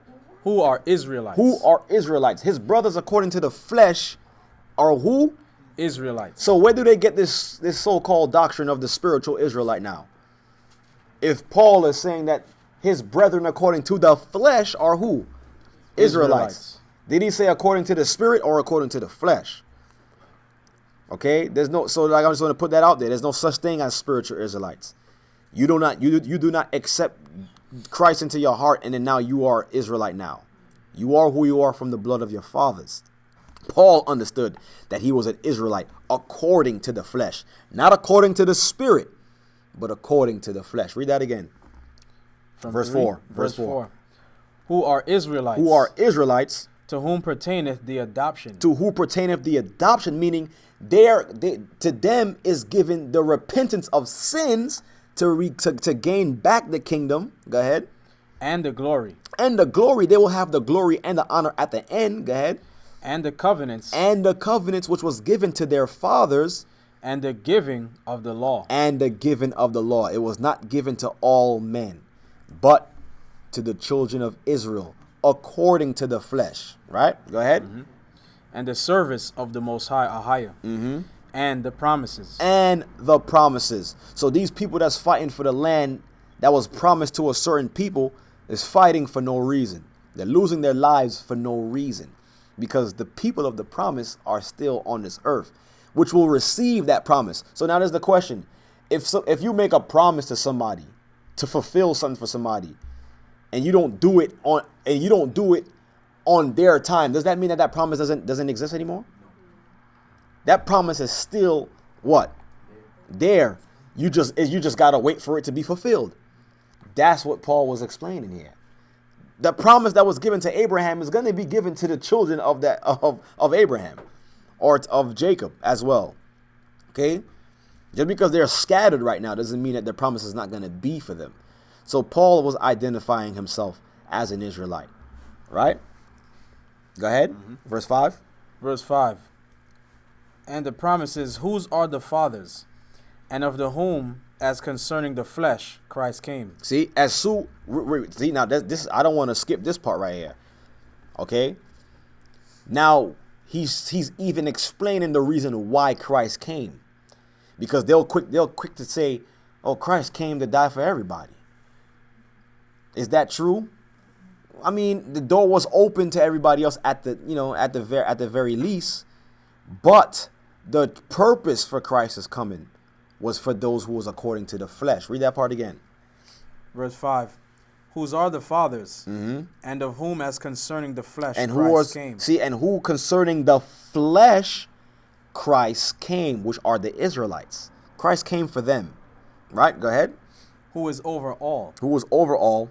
The Most High, blessed forever. Blessed forever. Amen. Amen. So you see that? So even in the New Testament is proclaiming who the children of Israel are, and their purpose in all of this, right? Because Christianity gave us a doctrine, you know what I'm saying? You don't learn anything about the children of Israel in church. You just believe in Jesus, be a good Christian, and you come back next Sunday and you make sure you put your tithe in there next Sunday too, and get this blessing. But what about the children of Israel? They teach you about going to heaven, like, you're gonna die and make it to heaven, right? Oh yeah? Where the kingdom of heaven gonna be? Let's get that. Matter of fact, if the children of Israel don't matter anymore, okay? If the children of Israel do not matter anymore, why is there a clear description of who would be in the kingdom of heaven? Let's go to Revelations. I'm going to get 2 in Revelations. Get Revelation 7 and 1.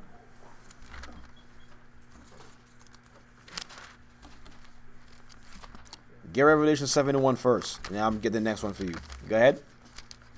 The book of Revelations, chapter 7, verse 1. And after these things I saw 4 angels standing on the 4 corners of the earth. See? So, okay, go ahead.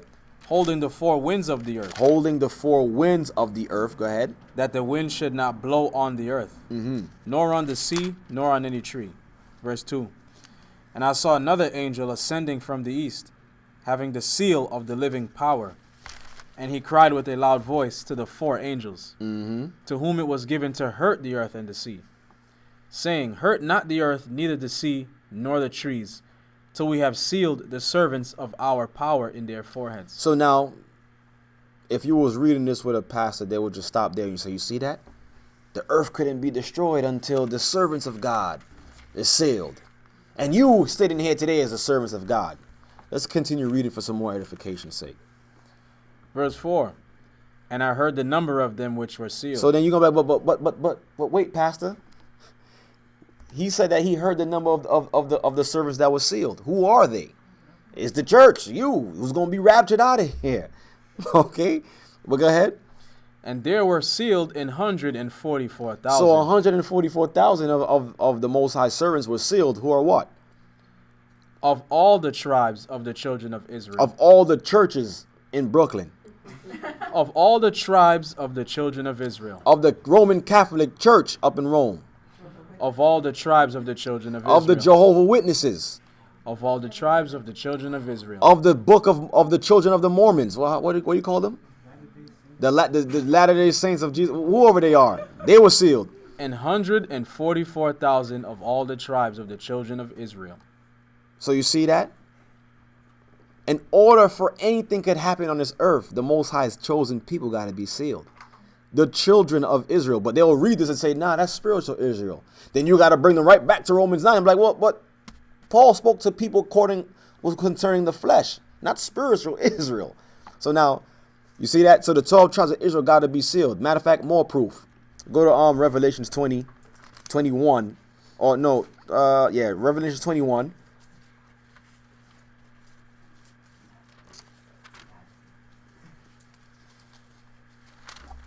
And I want you to take it at verse 9.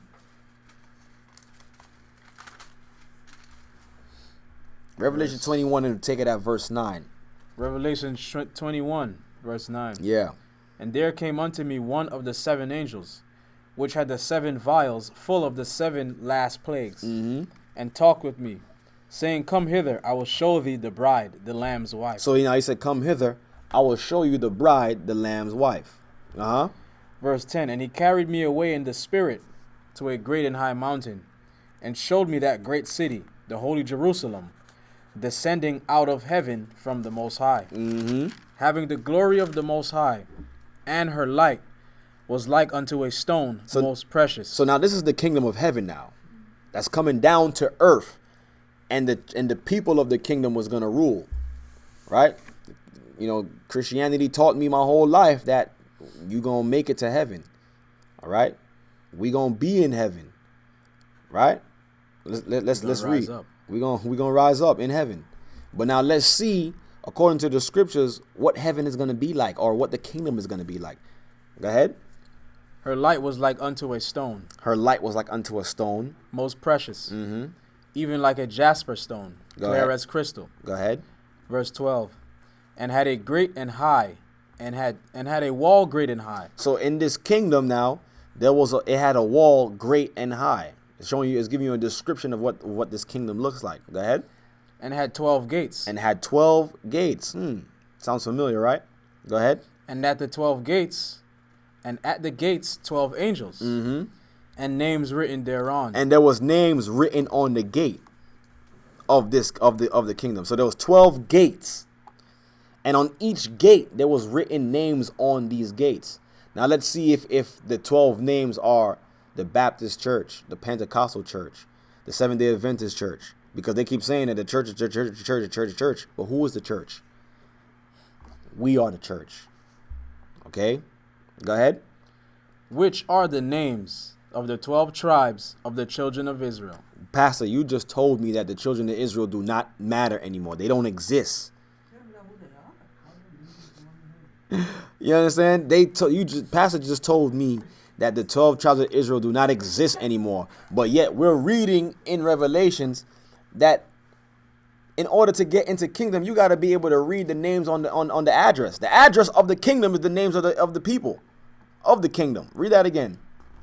Verse 12. And had a great and high, and had a wall great and high, and had 12 gates, and at the gates 12 angels, and names written thereon, which are the names of the 12 tribes of Israel. Which are the names of the 12 tribes of Israel. So in order to even get into this kingdom, you have to know who these people are. How are you going to get into heaven and you don't know who God's people are? So that's the deception that they played on us in Christianity. How can you make it into this place when you don't even honor the people of this place? You don't even know who the people of this place is, but you want to make it in. You understand? Is that it on that? Yeah. Read the rest. 14? 14. And the wall of the city had 12 foundations, and in them the names of the 12 apostles of the Lamb. So in the kingdom, the foundation is who? The 12, the disciples of Christ. They become the foundation of this kingdom. Go ahead. 15. And he that talked with me had a golden reed to measure the city, and the gates thereof, and the wall thereof. So there it goes. The people of the kingdom is the 12 tribes of Israel. Are we excluding all nations from this? No, we're not. Because there will be nations in the kingdom of heaven. The Gentiles will be brought in, right? To what? To serve. Okay?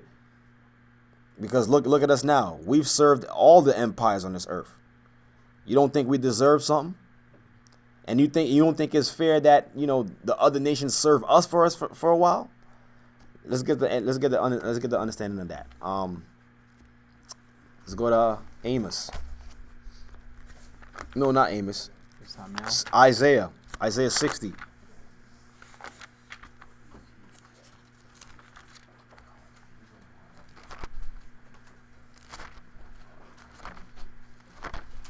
I mean, you know, we preach the gospel to the Jew first and also the Gentile. Right? So the Gentiles have to know their place in this as well too. And we don't discriminate. We don't just, you know, salvation is for all people. Okay? And yes, when I said salvation is for all people, our salvation will be different from the other nation's salvation. But that doesn't mean that they will not receive salvation as well too. It's just our salvation is just different. Our salvation was bought at a price. Okay? Their salvation is because they believe. They will be spared. Right? Isaiah 60. I want you to start at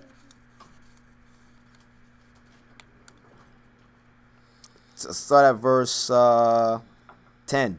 Isaiah 60 and 10. Isaiah chapter 60, verse 10. Yeah. And the sons of strangers shall build up thy walls. See, and the sons of strangers shall build up thy walls. So that's talking about when we receive the land back. Okay? The other nations will be employed. They will be working to build up the kingdom, our kingdom. Because why? All the kingdoms of this earth was built on our backs. Okay, go ahead. And their kings shall minister unto thee. See, and their kings shall minister unto us. But go ahead. For in my wrath I smote thee. See, in the Most High's wrath, he punished us. He sent us away in cargo slave ships. He watched them lynch us and rape our moms and our sisters and hang our brothers and sisters on trees. He watched that. He watched them putting us in the back of the buses and having separate water fountains. He watched that.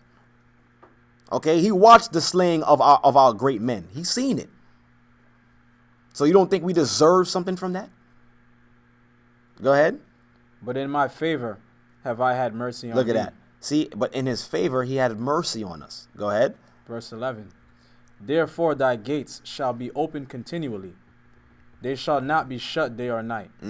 That men may bring unto thee the forces of the Gentiles. So you see that? So the Gentiles will be able to bring their riches to us in this kingdom. But this is talking about righteous Gentiles. The Gentiles who leave off from pagan traditions. Okay? The Gentiles who understand their place and understand who our God is and wants to serve him. These are the ones who will be let in. Right? Go ahead. And that their kings may be brought. Verse 12. For the nation. For the what? For the nation. For the nation. So and kingdom. And kingdom. That will not serve thee. That will not serve the people of the kingdom. Shall perish. Shall what? Shall perish. Shall perish. Yea, those nations shall be utterly wasted. Those nations shall be utterly wasted. And this is not hate speech. I just want to put this out there. We're reading straight out of the Bible. The Most High is saying that the people and the nation and the kingdom that refuse to serve his people will be destroyed and utterly wasted. But salvation will be for those Gentiles who choose to follow the Most High. Right? Get me Amos 9 and just to prove that. Okay? Go to Amos 9.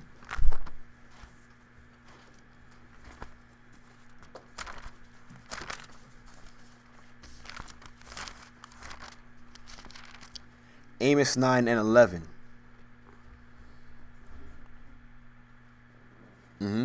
Amos chapter 9, verse 11. In that day will I raise up the tabernacle of David that is fallen, and close up the breaches thereof. And I will raise up his ruins, and I will build it as in the days of old. So that's talking about restoring the kingdom of our father David under Christ. And he will restore it as when it was at the days of old, where the kingdom was in Jerusalem, Mount Zion. Go ahead. Verse 12. That they may possess the remnant of Edom. That we what? That they may possess the remnant of Edom. That they may possess the remnant of Edom. And of all the heathen. And all the heathen, meaning all the Gentiles. So Gentiles, we will be able to possess them. Which are called by my name. Which are what? Which are called by my name. So the nations could also be called by the name of the Most High if they follow. Right? I know, a lot of Israelites have us being Israelites as well. We have a bad stigma out there. Like some people, you tell somebody you're an Israelite, like, oh, you're an Israelite, yo, you one of them. They'll be screaming and cursing out people. No, that's not us. We preach the gospel to all nations. But a lot of our brothers who still ignorant to the fact that in order for the Gentiles to even be able to participate and to serve us in the kingdom, they have to be taught righteously first. You got to be taught. Cursing them out and demeaning them is not going to bring them into the kingdom. This is why Christ said what? Go ye therefore and what?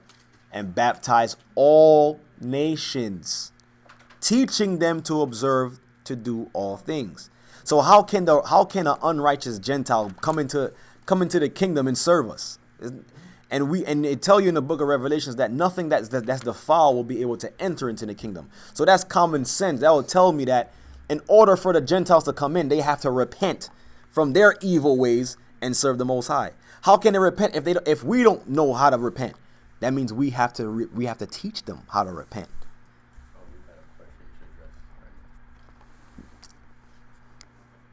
I'm gonna come to it. No, it's on the same exact topic.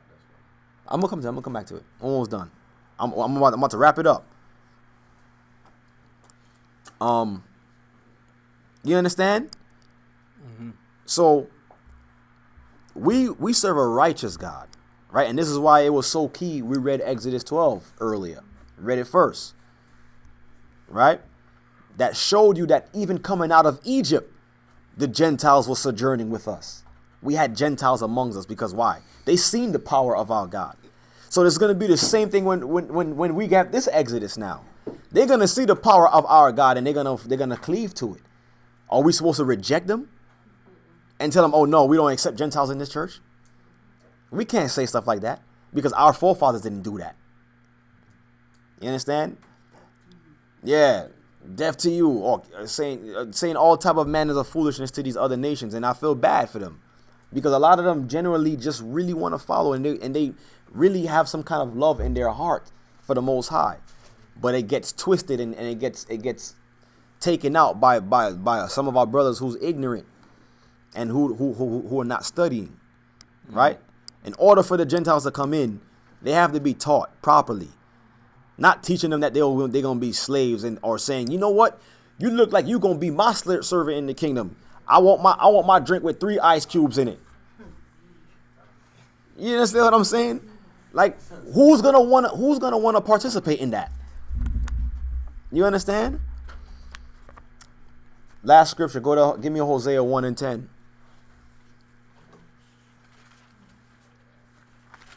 I mean, there's so much other scriptures we could go to, but we'll be here all night showing you the importance of the Most High's chosen people and how and the importance of it for the consummation of all things. Without these people, you know what I'm saying, the gospel that you would preach in your church would never exist. Without these people, you would have no Baptist church. You would have no Pentecostal church. Mm-hmm. You would have no Bible to read from if it wasn't for these people. Reproof. Or you wouldn't have anything to reproof anything. We're living proof of this existence. Right. Our existence validates this. Mm-hmm. Our existence alone validates who we are and validates this Bible being true. So you have to understand that the Most High's people play a major part in salvation of the world.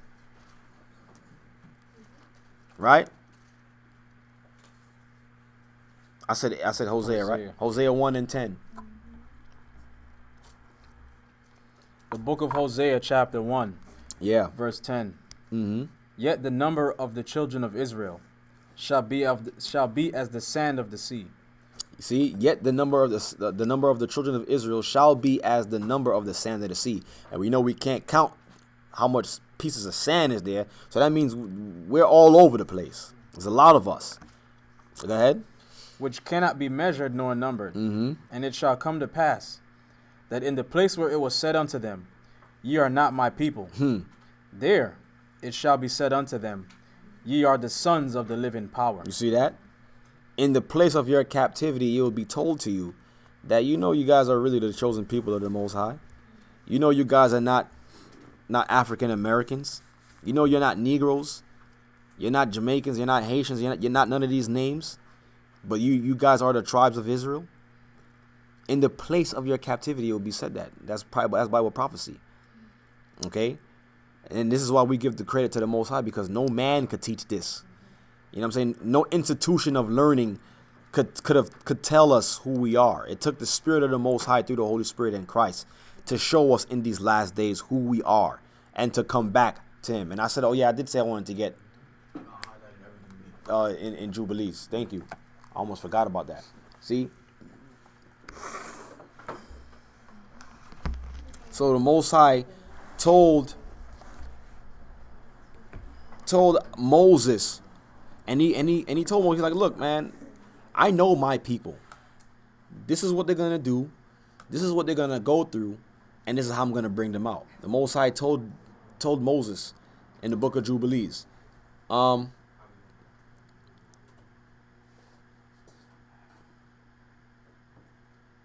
So we in book of Jubilees chapter 1, right? Take it from here. So I guess it will be verse 4. The book of Jubilees, chapter 1, verse 4. And Moses was on the mount 40 days and 40 nights. And the Most High taught him the earlier and the later history of the division of all the days.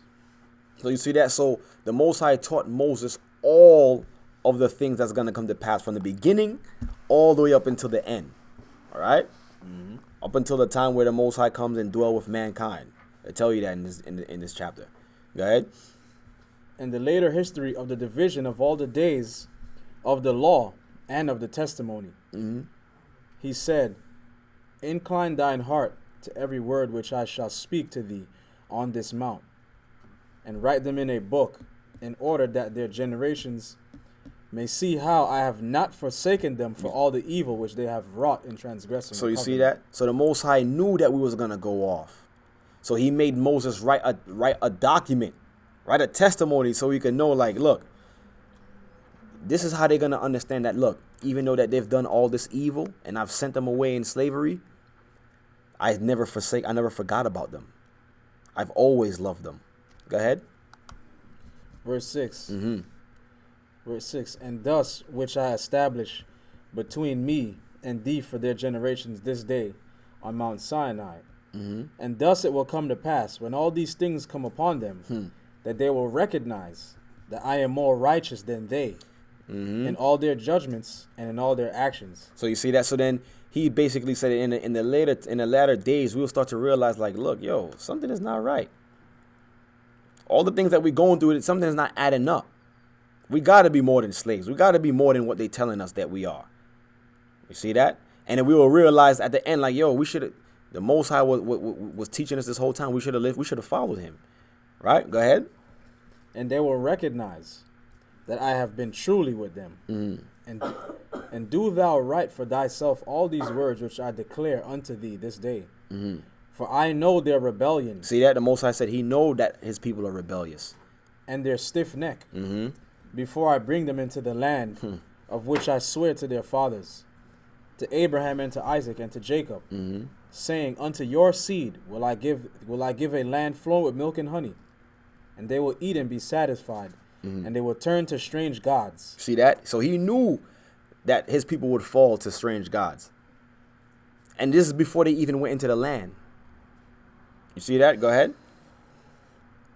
To gods which cannot deliver them from aught of their tribulation. And this witness shall be heard for a witness against them. For they will forget all my commandments, even all that I command them, and they will walk after the Gentiles. So you see that? So the Most High said that this is what's going to happen to my people. Okay, that they will serve different gods and they will follow the Gentiles. So now when we look at the Jewish people, are they following other gods, so-called? Are they in different religions, or do they claim to know that they are of the people and they're following the same thing? So they can't be them, because the prophet said that the people will not know that they're the people at the end. So how are you going to tell me that these people are the people if their God is saying that they will not know who they are and they will forget the commandments? All the Jewish people right now on the earth is keeping Sabbath. And our people is outside wilding, going crazy and partying. So now you tell me who the children of Israel is. Go ahead.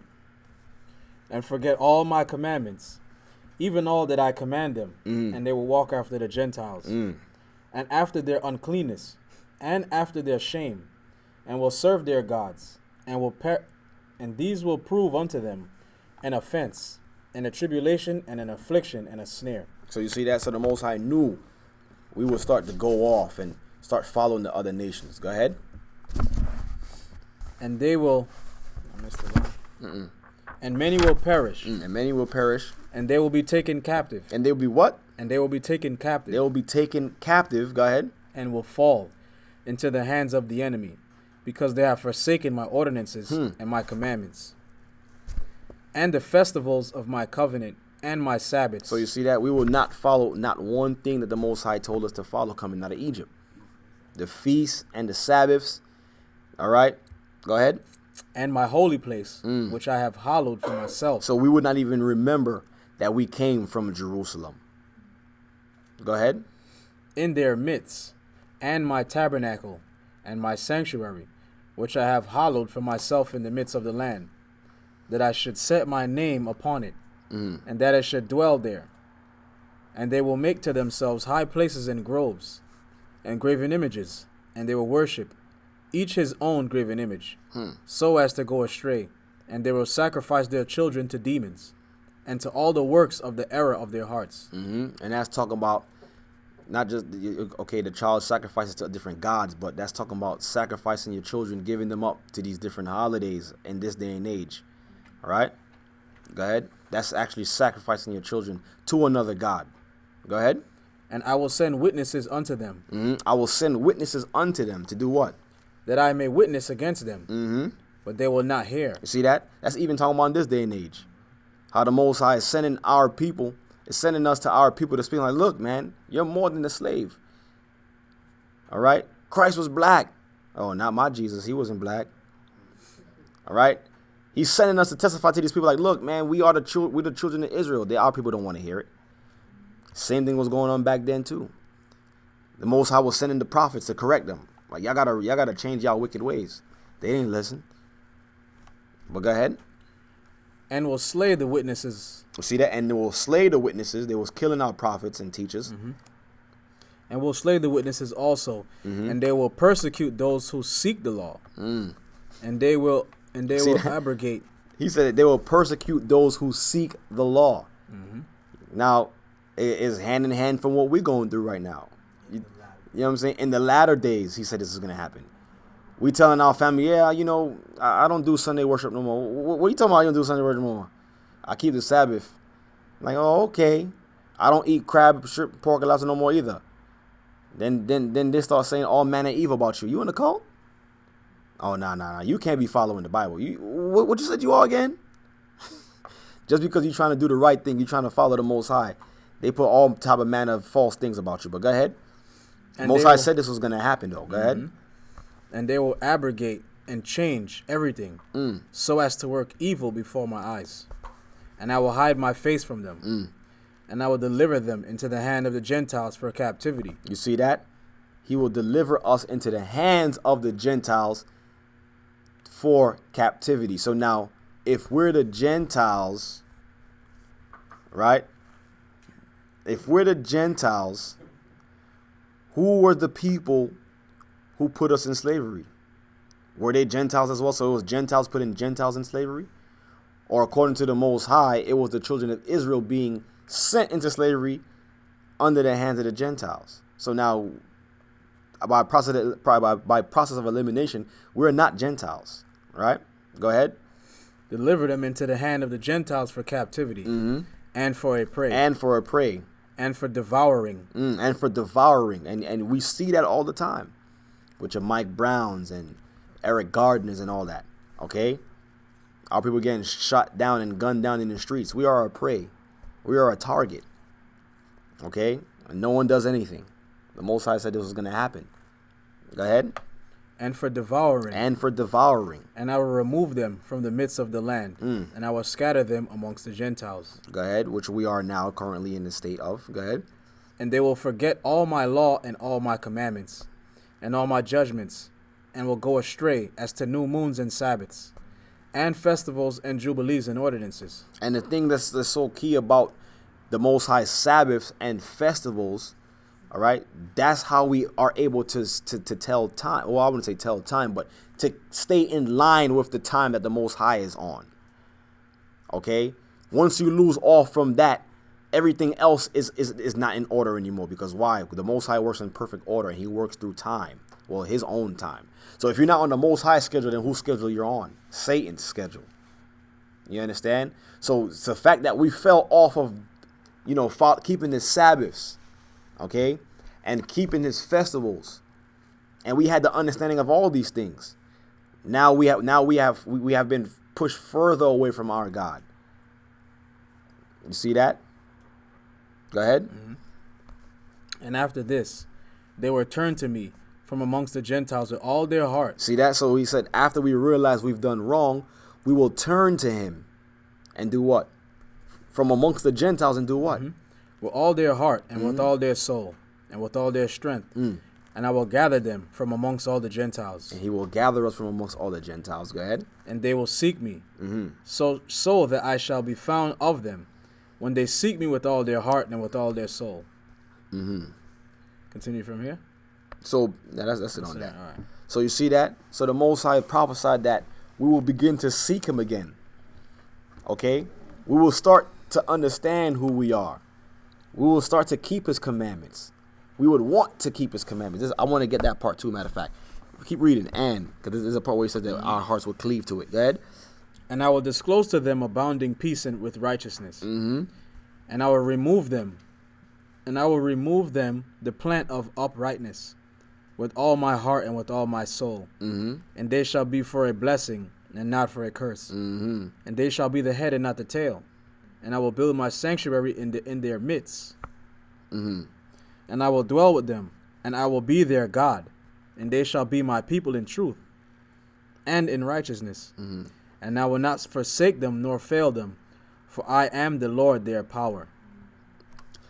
Jump down to right here. Read this right here. Further down it says, I will cleanse them so that they shall not turn away from me from that day unto eternity. And their souls will cleave to me and to all my commandments, and they will fulfill my commandments. So you see that? So he said that he will, once he starts to awaken us, he will cleanse us, and what? We will follow his commands. But he said that our hearts will and our souls will cleave to the commandments. That means we're gonna have a want to want to do it. It's gonna be an innate sense inside of us about, yo, you know what? Now we have to keep these commandments. It's important. And now we start teaching our parents nah, I can't do that. They're like, what you mean? You used to always do this. Nah, I can't do it no more. The Most High said this, and then now it's in our spirit to just want to do it. Now we don't even think twice before we think to do something else. The Most High said don't do it. Nah, we ain't doing it because we're cleaving back to the Most High. Sin, right? Yeah. Read the rest of that. And they will fulfill my commandments, and I will be their father, and they shall be my children. Look, that's a beautiful thing right there. Once we cleave back to the Most High and his commandments, and we fulfill his commandments, and we fulfill everything that he wants us to do, then he will claim us back as children. So that's what Paul was speaking about in Romans 11. He said that the same ones that were grafted out could be grafted back in. Okay? That's why he told the Gentiles, be not high-minded, but fear, lest you also be plucked out. So you see that? So it's a beautiful thing to come back to the Most High and to understand who you are and know your purpose, right? And this is why I said in the beginning, we don't need the other nations to tell us who we are. We don't need validation from them. The Most High is validating who we are, right? All praises to the Most High, right? Let's go.